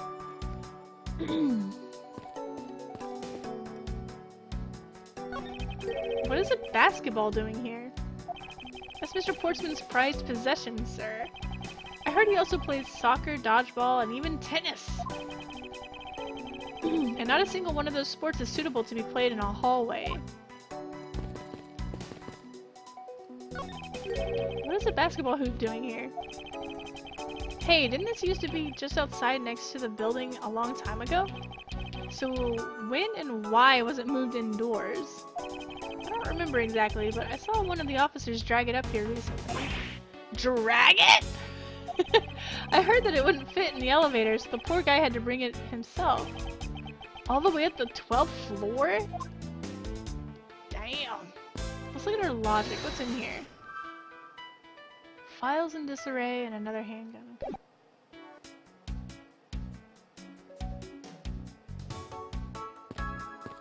Let's talk to Maggie. I was wondering if I may speak with you for a bit concerning this case. I've always been a big fan of the courtroom, but this? This is like a dream. A dream where I'm being cross-examined by the Miles Edgeworth. Oh, what? Oh, she's having fun with this. To keep Charles Barkley from performing the dangerous forbidden chaos dunk. Can't let this chance pass me by. I must remember to ask her about the master key. I should jog her memory by showing my notes to her through the present button. The victim. Have you ever met the victim before? Well, I've seen him a couple of times before when I had to go to Mr. Portsman's office. Mr. Faith was always playing basketball with Mr. Portsman. That sounds like fun! Just once I'd love to play with them. It sounds fun, but the only person ever taking a shot was Mr. Portsman. All Mr. Faith ever did was pass him the ball. On second thought, I don't think I'd fit in all that well with them. Maggie Bird. Ms. Maggie Bird, correct? I take it that you're an acquaintance of the detective. She was under my supervision back when she was still in the force, sir. One day she got caught up in a murder and things started going downhill, so she quit. But I owe a lot to Detective Gumshoe for introducing me to my current employer. Or so I thought until a few hours ago. Right before I was about to clock out for the night. You got caught up in this whirlwind of a case, correct? Don't worry, my whole life has been nothing but a whirlwind of bad luck and failures. Since I was 6 months old when I fell from the 9th floor of my apartment building, I've been hit by all sorts of vehicles, gotten sick from all sorts of foods, failed at almost every test I've taken, experienced most every kind of disaster, and now I even managed to be named a criminal just when I've become a security guard.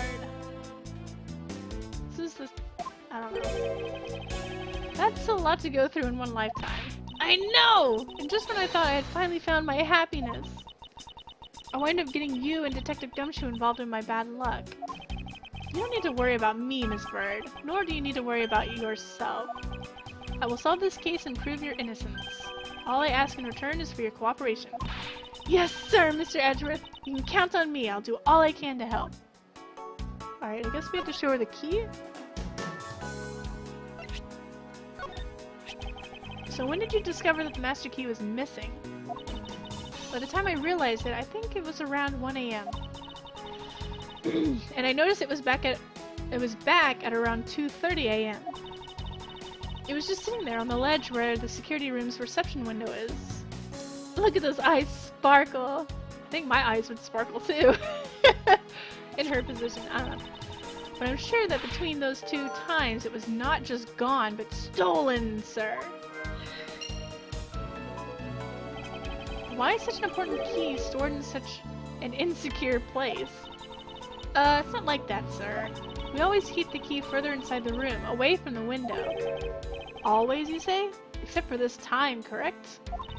Well, I admit that it was a bit careless, but I had my reasons. I left it out because I was sort of using it at the time. It was after I'd used it that I left it sitting out on the ledge. She used the master key? What did she use it for? What did she mean by you used the master key? Oh, I had to use it to open the door for this prosecutor who had forgotten his key. I mean, it's my job as a security guard, right? Ah! What is it? That's right, I just remembered. The prosecutor who forgot his key. It was Mr. Portsman, sir. What? Please tell me more, Ms. Bird, quickly! The forgetful Mr. Portsman. It was around 12 AM. Mr. Portsman had forgotten his office key, so he came down to security, sir. And that's when you loaned the master key to him? No way! It's against regulations to loan the master key out to anyone. I walked with Mr. Portsman to his office and opened the door for him personally, sir. I see. And then, what happened after that? Well, he called for me to come close up his office as he was leaving to go home. That was around 1:30 AM, I think. So in summary, for the sake of one forgetful prosecutor, you used the master key twice tonight. Talk about suspicious! I doubt you can say that you've never left your keys at home, Detective. I think this calls for a thorough examination of Mr. Portsman's door.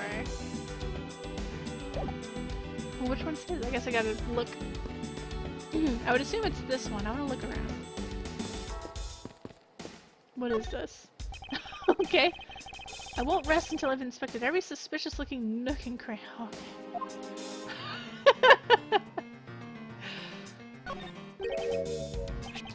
It's... isn't this a missing 0 series file, sir? No doubt about it. The bloody letters mark it clearly as day. Clear as day, or clearly? There seem to be a few pages missing. Our thief took only what was necessary and left the rest behind. So what are these 0 files about, sir? I guess they've got something worth stealing in them, huh? Not particularly. It's just a collection of court case files. However, the cases within these files are not mine. Huh? They belong to the High Prosecutor that used to occupy my current office. I have my reasons, but let's just say I was charged with keeping them as they were. And that means the thief must have also wanted the file for a specific reason, right? It would seem so. Only the pages related to that case from 10 years ago are missing. I wonder why anyone would care about such an old case. A well-crafted, high-quality sofa for visitors. The stitching is excellent. Talk about a luxury A luxury waiting area. These babies are also great for napping, you know? You would sleep even out here, detective? In a hallway? Whenever I do, I always wind up dreaming about giving testimony up on the stand. But it always ends the same way, me getting trounced by a lawyer. Isn't that awful? Maybe I should give it a try sometime, to envision myself winning naturally.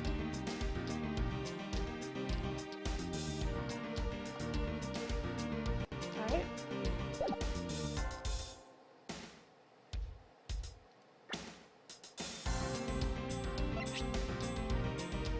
Okay, so it did update.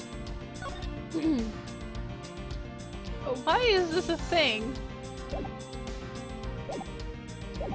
Is there a reason why I should be able to see that?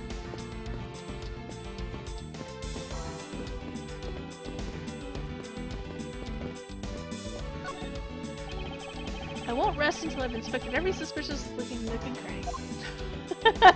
I'm gonna read it every time I tell you what. A minimalist yet classy door made of top quality wood. It's kind of majestic too. Fits in really well with the ambiance of the prosecutor's offices. Ambience, I don't know. Even Mr. Portsman seems dignified just because he works behind one of these. Nonsense! A man doesn't become more or less dignified because of where he works. Well, he still seems more dignified than Mr. Payne. Mr. Payne? I suppose custodial work can also be dignified. What? Room 1203. I take it that this is Mr. Portsman's office. Yeah, you can't mistake it because of that basketball hoop, sir. Oh, that reminds me, Mr. Portsman had actually wanted room 1202 really badly. But since you were already occupying it, Mr. Edgeworth, we put him next door. So why was Mr. Portsman so particular about getting room 1202? I'm not sure, but I bet it's because of something like his birthday is December 2nd. Yep, that's gotta be it. I can't think of another reason why. I can think of at least 3. Why am I even wasting time thinking about this? Door's locked tight. Haha, I bet the old credit card trick wouldn't work here, huh, Mr. Edgeworth? This is the office of a high prosecutor detective. These doors would be pretty ineffective if the average cat burglar could get through them. Aha! So I guess only a great cat burglar could get in. That must be who our culprit is. Might I advise you to return that conclusion to whatever pawn shop you bought it from? Okay.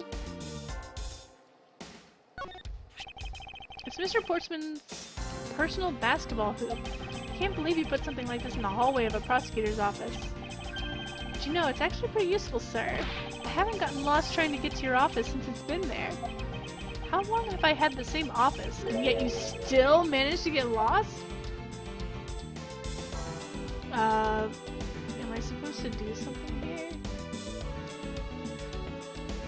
Have we not examined every nook and cranny yet?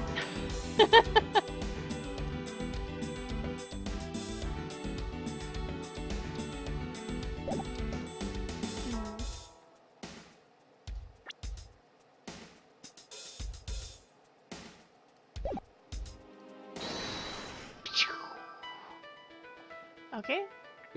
Master key was stolen. Used master key.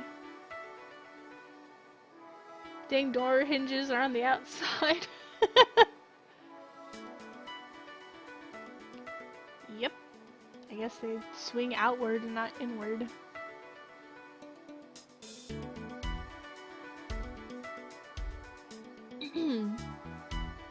Okay, I guess let's do some of this.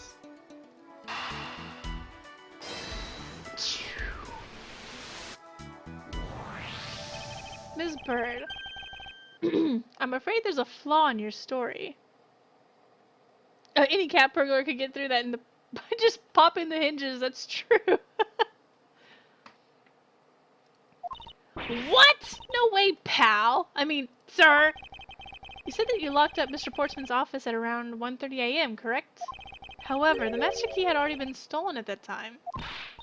Wow, nothing gets by you, Mr. Edgeworth. You saw that contradiction like a pro! I'd only totally forgot about that, but thanks to you, I remember it now. You're right, it was around that very time I realized the master key was missing. And? Well, I'm a security guard, sir! I couldn't just admit to losing the master key, could I? So I pretended to lock up his room, sir. You pretended? So does that mean it's open? Let's go inside! Yeah, I used my house key and made it look like I was locking up, sir. So, in actuality, you never did relock the door then? Well, I thought that maybe I could go lock it after I found the key. Come to think of it, I guess the door still hasn't been locked properly.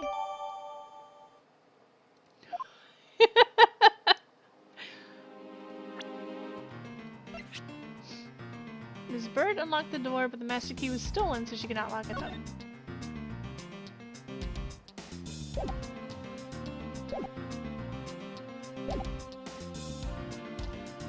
Alright, let's see if we can go inside.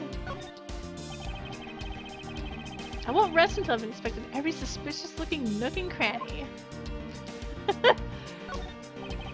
The door's locked tight. Huh, I bet the old credit card trick... Wait, but it's locked?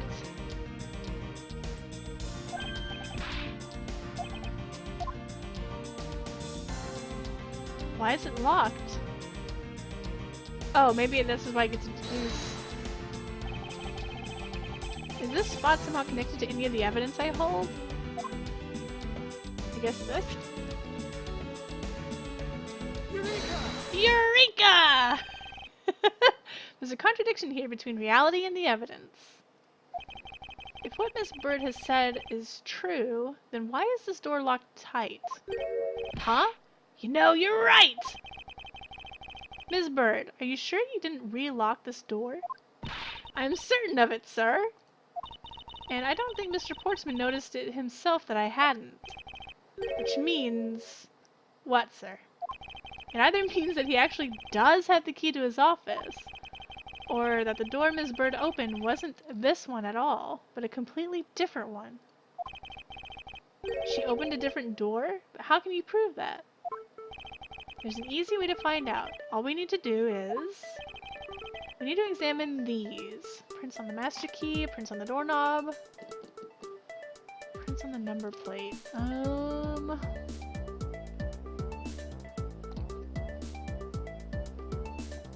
the number plate? Why would there be prints on the number plate? Oh, that he switched them, I guess. Yeah, I guess that could be true. I don't know why you would look at prints on the key either. Prints on the number plate. They will tell us all we need to know. Probably moved the epic hoops too. Yeah, I thought about the moving of the hoops, but I didn't think of the number plates.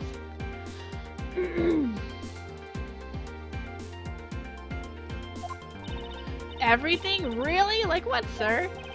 Like, well, oh, that wasn't it! For example, such as... well, we need to know for sure that Detective Gumshoe's dinner will only consist of instant noodles. Wow, that was amazing, sir. How did you know? Was that supposed to be a joke to cheer me up, Mr. Edgeworth? Yes, that's it. Now then, we should get back to doing what we need to do, and that is... we need to examine these.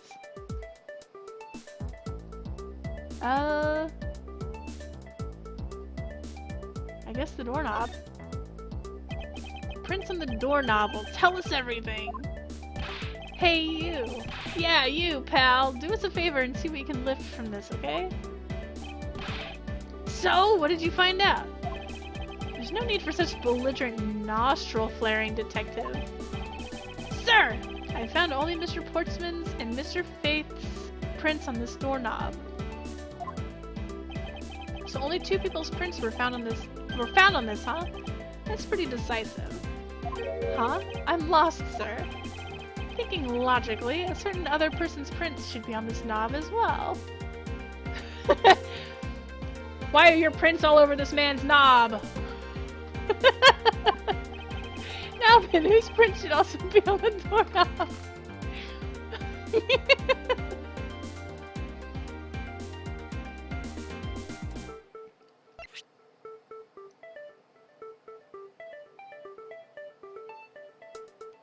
Okay, oh, we never read her profile. Gumshoe knew her from when she was an officer. She now works as nighttime security. Take that. I'm sure GQ will get my little joke. Assuming he watches this far. Don't you find it odd that the prints of this person who unlocked this door are absent? You mean... Yes! The door that Miss Bird opened could not have been this one, but a different one. Mr. Portman's office data has... was updated in my organizer. What have we here? I won't rest until I've inspected every suspicious-looking nook and cranny! What's this? Is this basketball property of Mr. Portsman? Yes, sir! He's always ready for a match. Basketball, soccer, dodgeball, tennis... It doesn't matter what sport it is, he's game. Although I think it'd be a little hard to play tennis with this ball. That isn't the point you should be focusing on, Detective. You're right, sir. Now I know what I should be focusing on. Bad, Mr. Portsman. Someone should teach him to clean his toys up after he's done playing. I think we've reached the end of this conversation. Wait a second, what's this? Huh? What's this? What are you looking at, sir? Oh hey, how about a game? That's okay, Detective. I just found the position of this hoop to be a little off. Hey, you're right, sir. I guess it shifted when someone made a seriously sweet slam dunk. The positioning of the hoop is definitely unnatural. I better take note of this. Basketball hoop data jotted down in my organizer. Oh, I need to read what the other one says, too. Let's go ahead and look at this. What is this? Looks like a scrap of paper. I'll get it, sir! Let's see. Oh, there's something written on it. So the epic hoops were moved too! I brought the 3 pieces. It looks like a note from the victim. I brought the 3 pieces of evidence by, just like we talked about on the phone, but it looks like you're out. Guess I'll catch up to you later. Buddy! Jim! Yeah, and it's for Mr. Portsman. Note left by victim data jotted down in my organizer. Okay, I think that's everything. Okay, let's look at this. Miss Bird says she unlocked this door, but the prints were not found on the doorknob. I think I saw it. It's sitting in front of Portsman's office. There are signs that it has been moved. Let's see. Found under the door for the absent Portsman. Touch the check details button for details. This actually doesn't have a check. That's funny. Okay.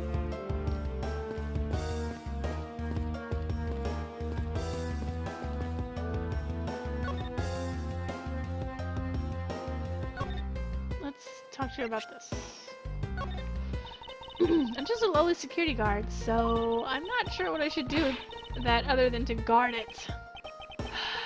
It's like talking to another gumshoe. That's a low blow.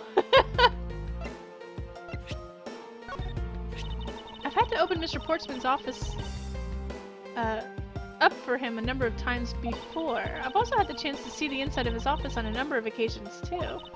He's got shelves upon shelves of sports memorabilia, trophies, and awards in it. They're perfect for each other. I think she's really young though. I think. I'll have to look at the organizer. To the point where it's almost beyond gaudy, sir. But maybe I just feel that way because I'm jealous since I don't have even a single one. Don't say that, Maggie. I'll make a special Guard of the Month award just for you. Thanks for trying, but I've already got a mountain of consolation prizes, sir. They're proof of just how unbelievably unlucky my life has been. Plus, getting an award from you just isn't the same as getting a real award. Oh my god!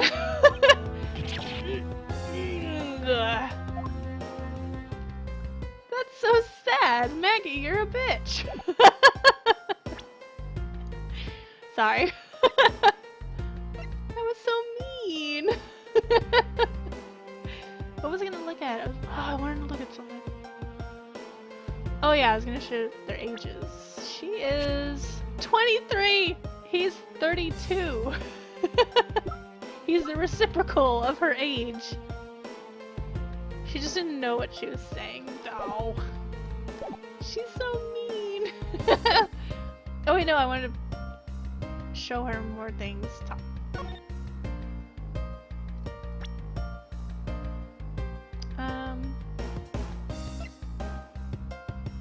I don't think she would know about that. Well, let's just go ahead and show it. Wait, am I not presenting?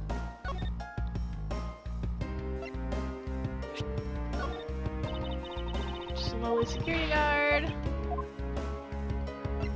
You never know when something's gonna trigger. Did I already do this? Oh, yeah. We already did that. Let's do this. Okay. Let's look at, I guess the logic?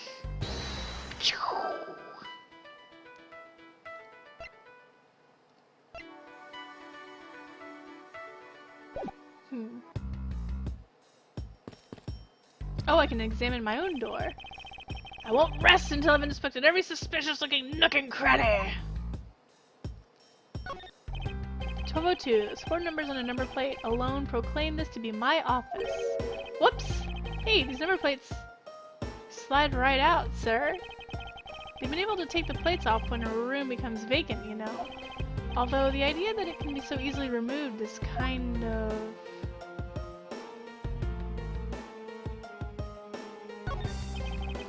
I guess the plates are removable. I don't see any signs of forced entry.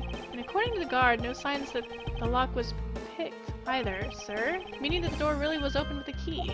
Did you happen to ask if any prints were lifted from the doorknob? Apparently the doorknob's clean as a whistle. White, they think. Whoever this thief is, they did a good job of not leaving any clues behind. Oh, something's happening.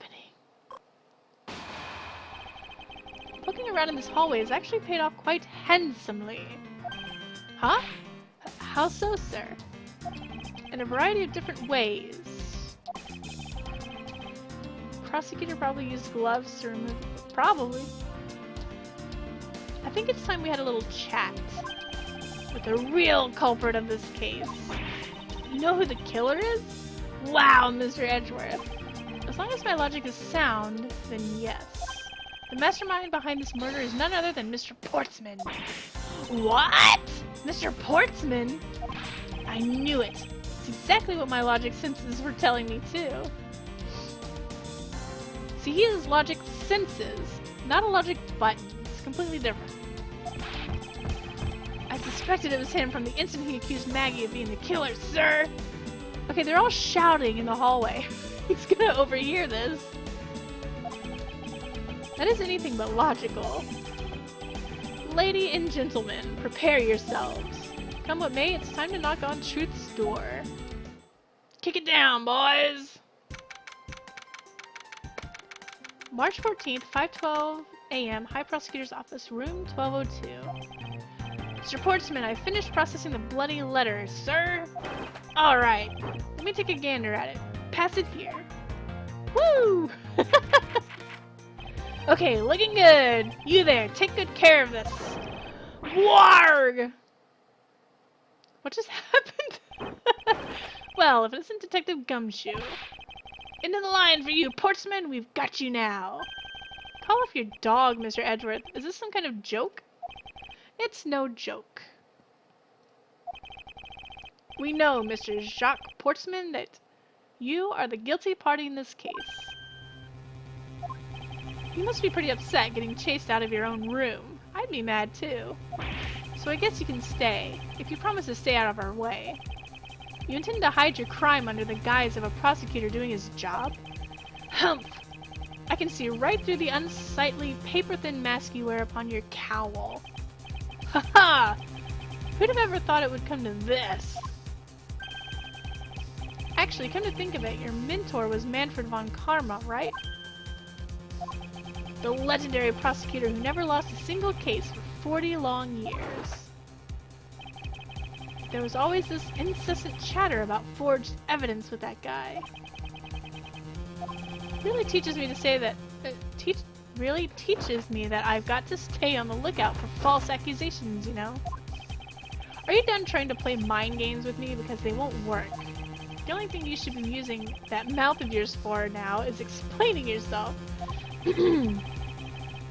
Although that, too, will only dig your hole deeper. Either way, your game is up. Well, aren't we full of ourselves? Even though you have yet to prove anything. I've got the intro to this chapter! Let's watch it! Mr. Portsman's rebuttal. I have no idea what sort of harebrained idea you have in mind, but there's a mountain of evidence that points away from me being the culprit. Besides, how, may I ask, do you propose I unlocked your door and got in here? Look, I feel bad doing this to you, but I've got work to do, so we're done here. Sorry, but we're not finished yet. Boy, you're stubborn. I suppose you're basing your accusations on something? I'll show you what I'm basing my accusations on, with evidence.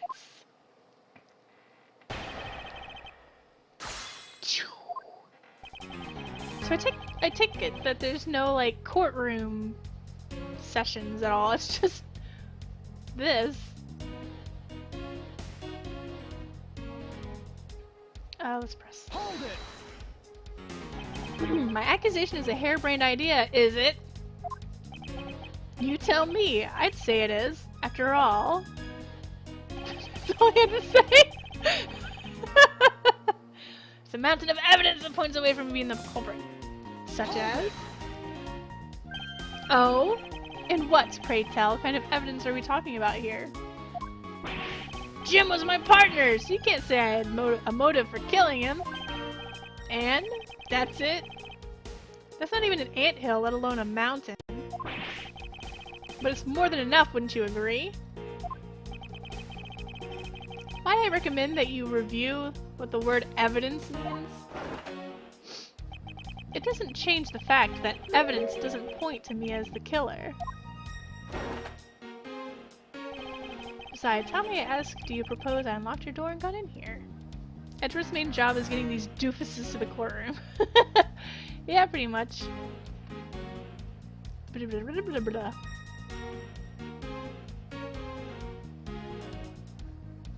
Hold it! Unfortunately, I believe I have already shown how earlier. You did? Your speculations mean nothing, as I still insist that I cannot gain access to your room. What should I do now? Should I raise an objection? Sure. Why not? Do it! You claim to have had no way to open my door. However, is that really the honest truth? Haha, alright, I'll humor you. Go ahead, shoot. Very well then. I propose that you use this to open my door. The master key? Take that! I believe you were able to open my office door with the master key, no less. Objection! Wait. Hold on for a second. I never laid a finger on that key, as you already know. Precisely. You were able to open my door without lifting a single finger. Well, maybe you did, but only to direct. Only to direct. That's right, you used your finger to direct this person to opening my door with the key. Detective Gumshoe, yourself! This guy! Take that! You'd asked Miss Bird to open your own office door for you, yes? Yeah, I kind of forgot my key at home. Happens a bit too often for my taste, you know? But the room you had Miss Bird open at that time was not your own, was it? What? You have quite the imagination. But why don't we ask the girl herself whose door she opened, shall we? I'm certain that it was Mr. Portsman's door, sir. I checked the number plate to make sure I was opening the right door, sir. See, Miss Bird backs up my story. Yeah, what if you had misled her to fool her into thinking what you wanted? Ha! And how do you suppose I did that? By switching the number plates on our doors, for example? That's right, they do slide out pretty easily. Furthermore, you used one other thing to give a very strong impression.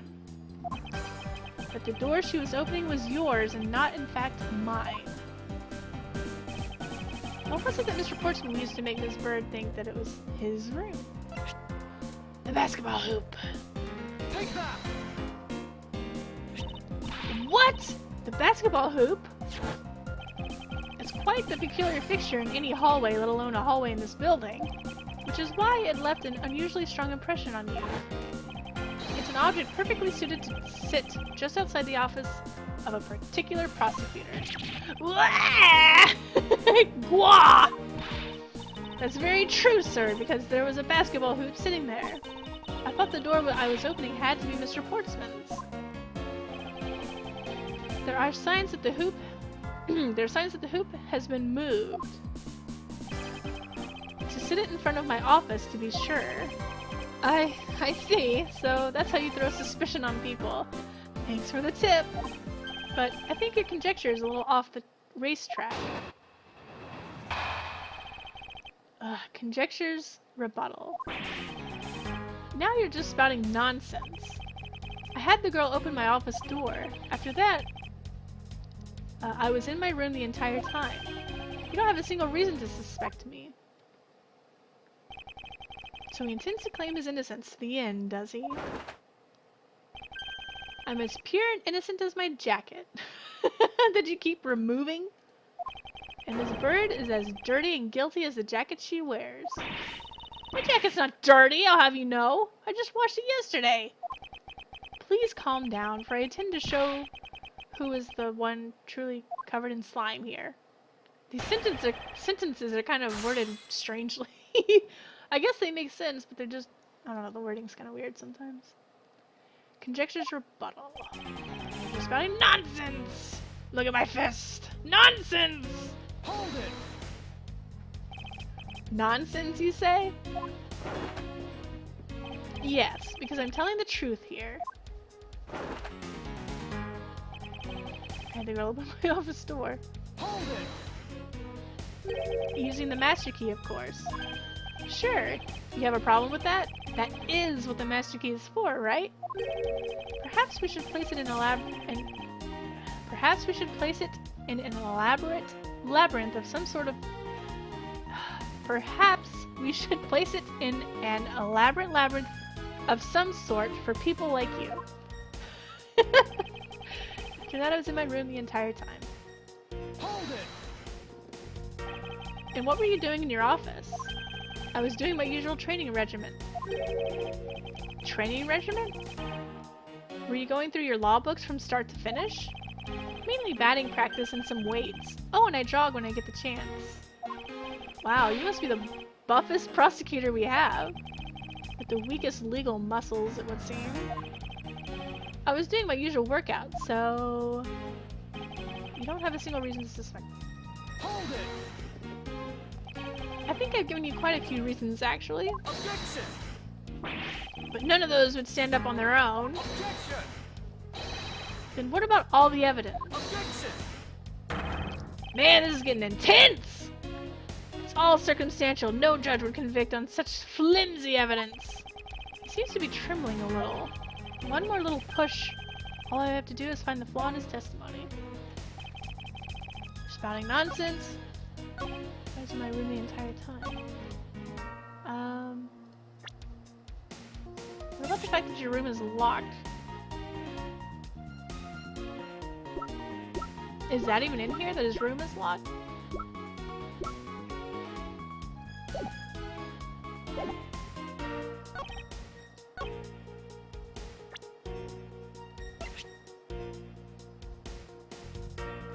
Objection! Oh, cool. I got it right. I had your door dusted for prints. My door? What for? Come on, I bet you didn't find anything. You sure are good at wasting time. You're right, I didn't find anything, and definitely not Ms. Bird's fingerprints. Her prints? What do they have to do with anything? Let's put it this way. If she really was the one who opened your door, then her prints should naturally be on the doorknob she touched. Ack! Further, all of the prints on my office door's knob have been wiped clean off. I can only assume that it's because Miss Bird's fingerprints were on it. Objection! But it doesn't change the fact that I was in my room the entire time. Is that really a fact, or is it fiction? Hey, would I lie to you? I have here proof that you were not in your room the entire time as you claim. I do? Maybe this?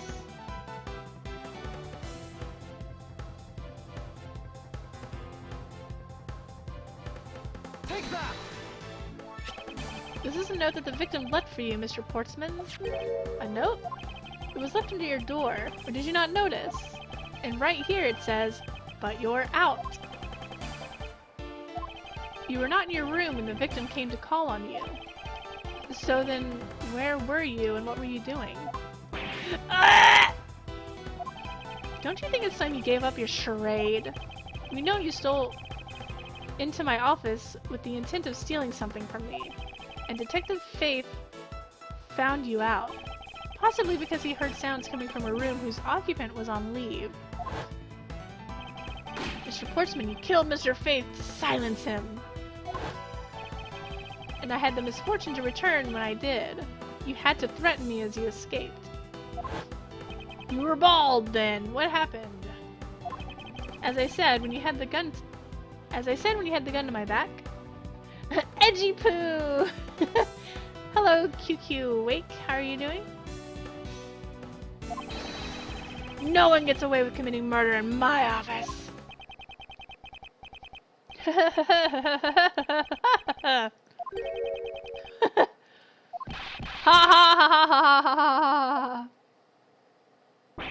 And just what's so funny, pal?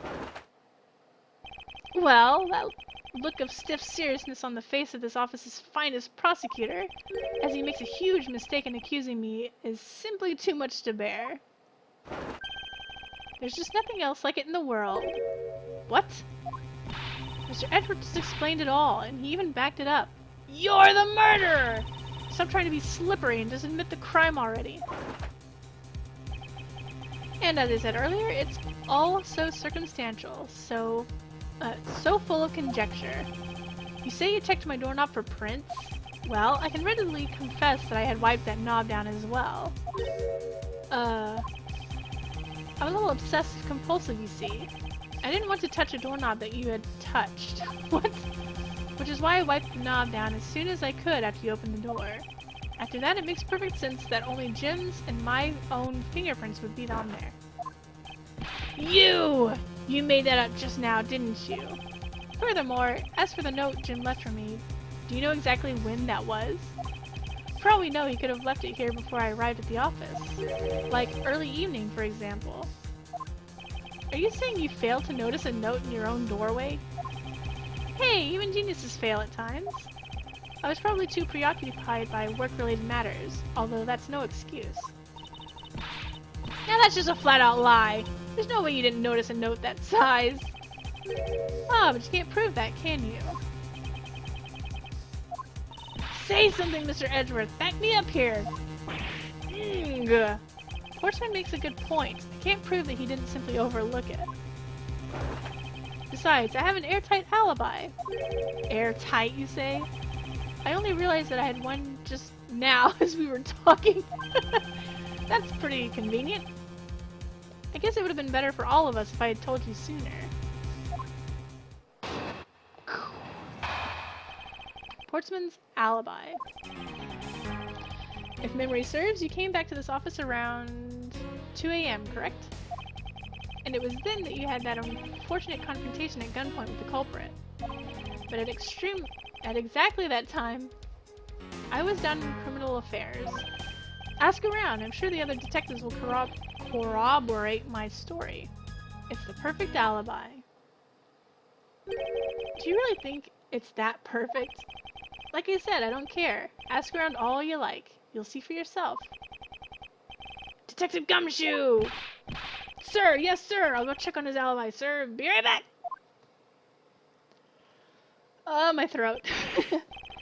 Mr. Edgeworth, sir, I think we're in trouble. It's just like Mr. Portsman said. The guys down in criminal affairs said they saw him at around 2 a.m. You see? All of the evidence points to him being the culprit. So there must be a contradictory point in his alibi somewhere.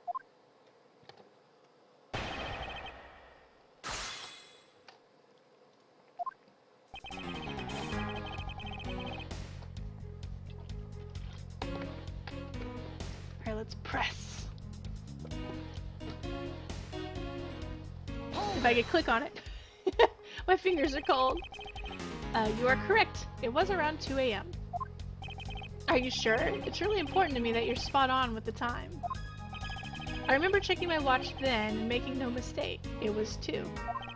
Ooh! Giving testimony like a pro. Okay, so you came back to your office at 2. It's then that you had that unfortunate confrontation. Hold it! It is as you say. However... Yes, however, you are the only one who claims to have bumped into the culprit. So tell me, did you see the person's face? Was it me who you saw? It was pitch black, so I couldn't actually see. But we do know he was bald! Not really. Oh, come now. I'm sure you saw something. Try a little harder, why don't you? I'm beginning to feel like I'm the one being interrogated here. Oh well, it doesn't matter if you remember or not. It only matters that you ran into the culprit. But at exactly that time, I was down in the criminal affairs. So you paid the criminal affairs department a visit. Yep, right after I left the prosecutor's building, I headed straight for the precinct.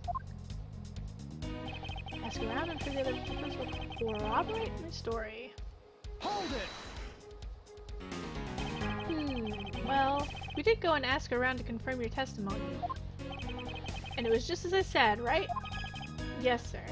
A number of detectives said that they saw you at around that time. See, I had the perfect alibi. That's the ace I had up my sleeve. Arg! Impossible, he actually does have the perfect alibi. What's wrong? Why the sudden sullen look on your face? Can't you say anything back, Mr. Edgeworth? I think we've reached the end of the line, and it's time to get off this crazy train.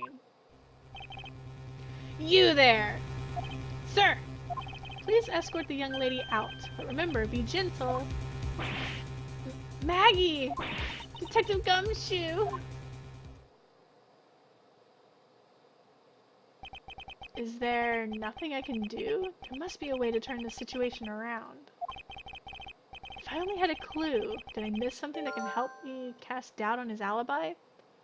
Alright, Mr. Portsman's alibi. The intruder I met could not have been Portsman. Then who could it have been? I need to calmly think this through one more time. And with logic!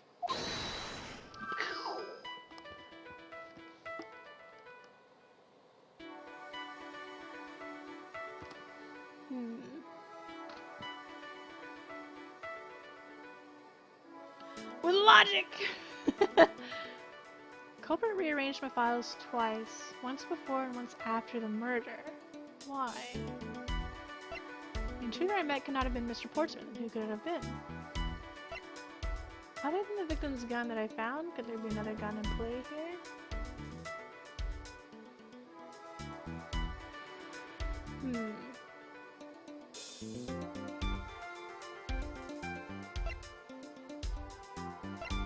Well, it's gotta be the alibi.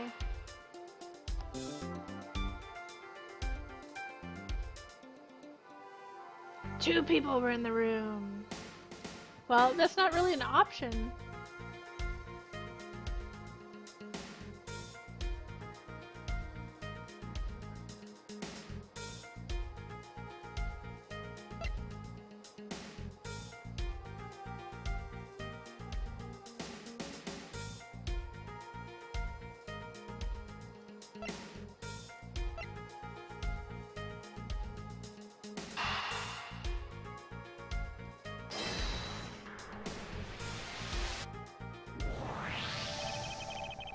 see. There were 2 bullets left at the scene of the crime. Rather Portsman was in the room twice. No, Faith. I don't know. We'll see what happens. There were 2 bullets left at the scene of the crime. One that robbed Mr. Faith of his life. And one that nearly robbed me of my jacket. However, the murder weapon only shows signs of being fired once, meaning that it is entirely possible that a second gun was used in my office tonight. But seeing as how the killer had to steal Mr. Faith's gun, I doubt the killer had another gun up their sleeve. Therefore, the second gun could have been the property of an entirely different person, which could mean that there was another person who paid a visit to my office tonight.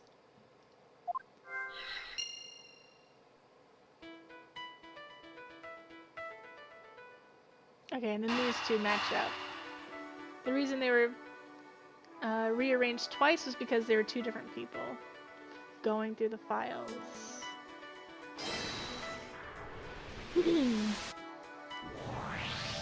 Supposing there was yet another visitor tonight, that would also resolve the issue of why my shelves were upended twice.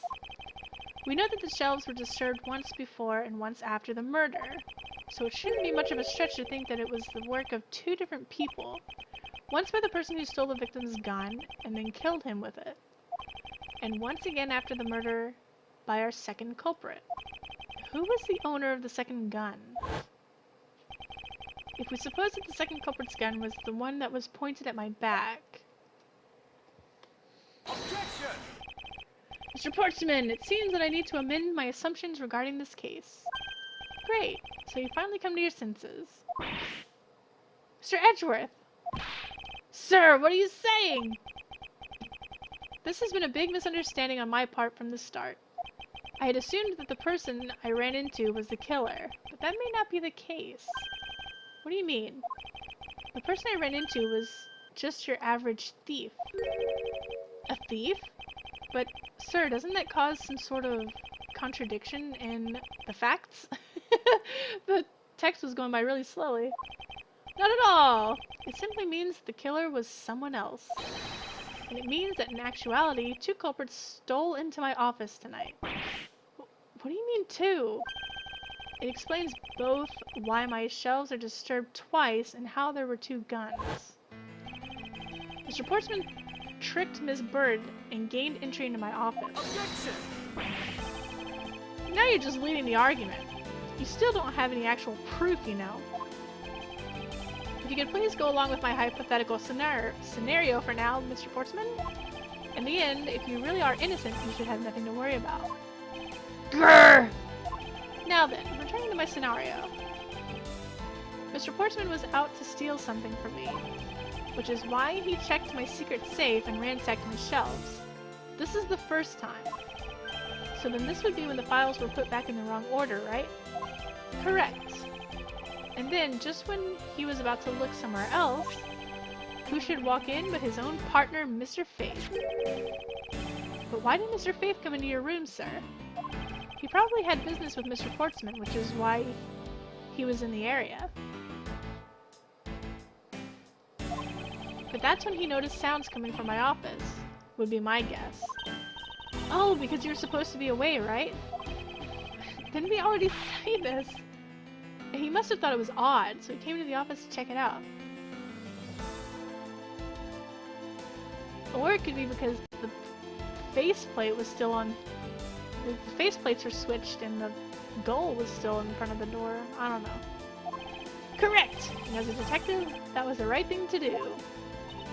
But when he came in, he found his own partner standing there.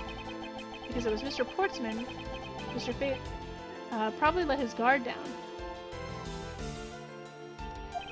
But Mr. Portsman was not so merciful as to let him leave alive. He waited for a chance and stole Mr. Faith's gun from him, and then... he killed him! He silenced Mr. Faith for catching him in the act of stealing.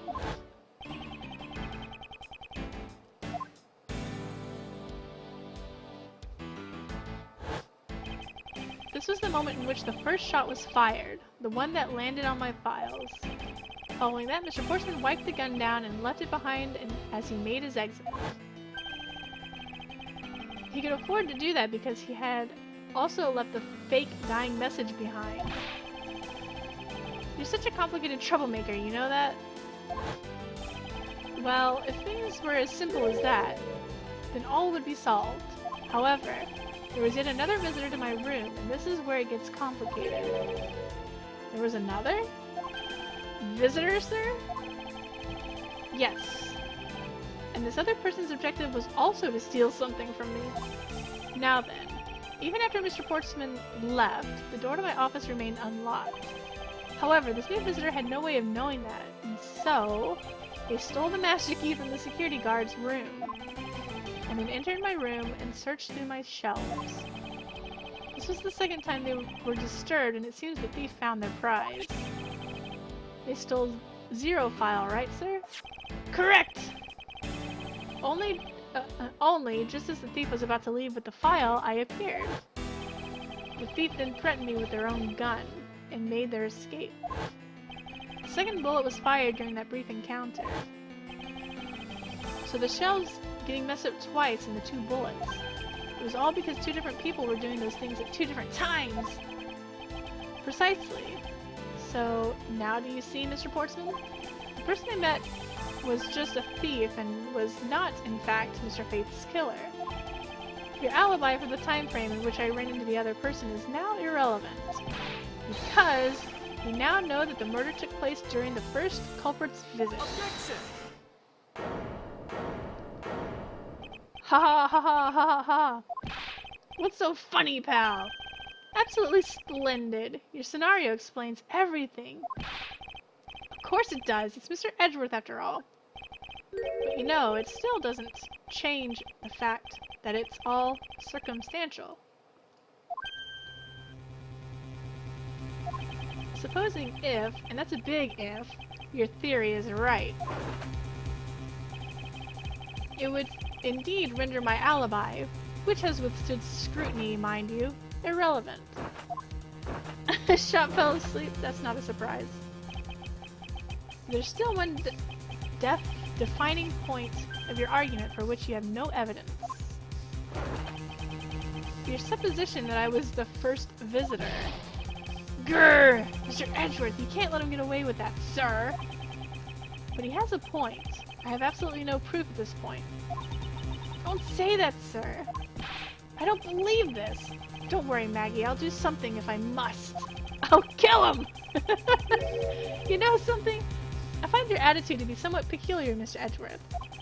If the person you met really was just a plain old thief, then why is that person not your main suspect? That is, if your theory is correct. Portsman's Alibi Part 2.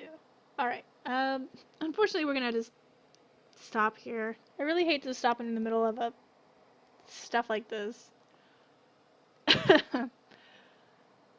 But, yeah. Rain Puma's coming home. So I hope you guys enjoyed watching me play Ace Attorney Investigations. Miles Edgeworth! It's been pretty fun. A lot of talking, I mean, just to be expected, I guess. It's pretty cool having to use the logic button and all that stuff. But yeah, we'll be back tomorrow with more Ace Attorney Investigations. Mr. Portsman's not a good sportsman. Portsman's such a weird name. But anyways, yeah, we'll be back tomorrow with more Ace Attorney Investigations, and I hope you guys have a good evening, and I'll see you next time. Take care, and bye-bye.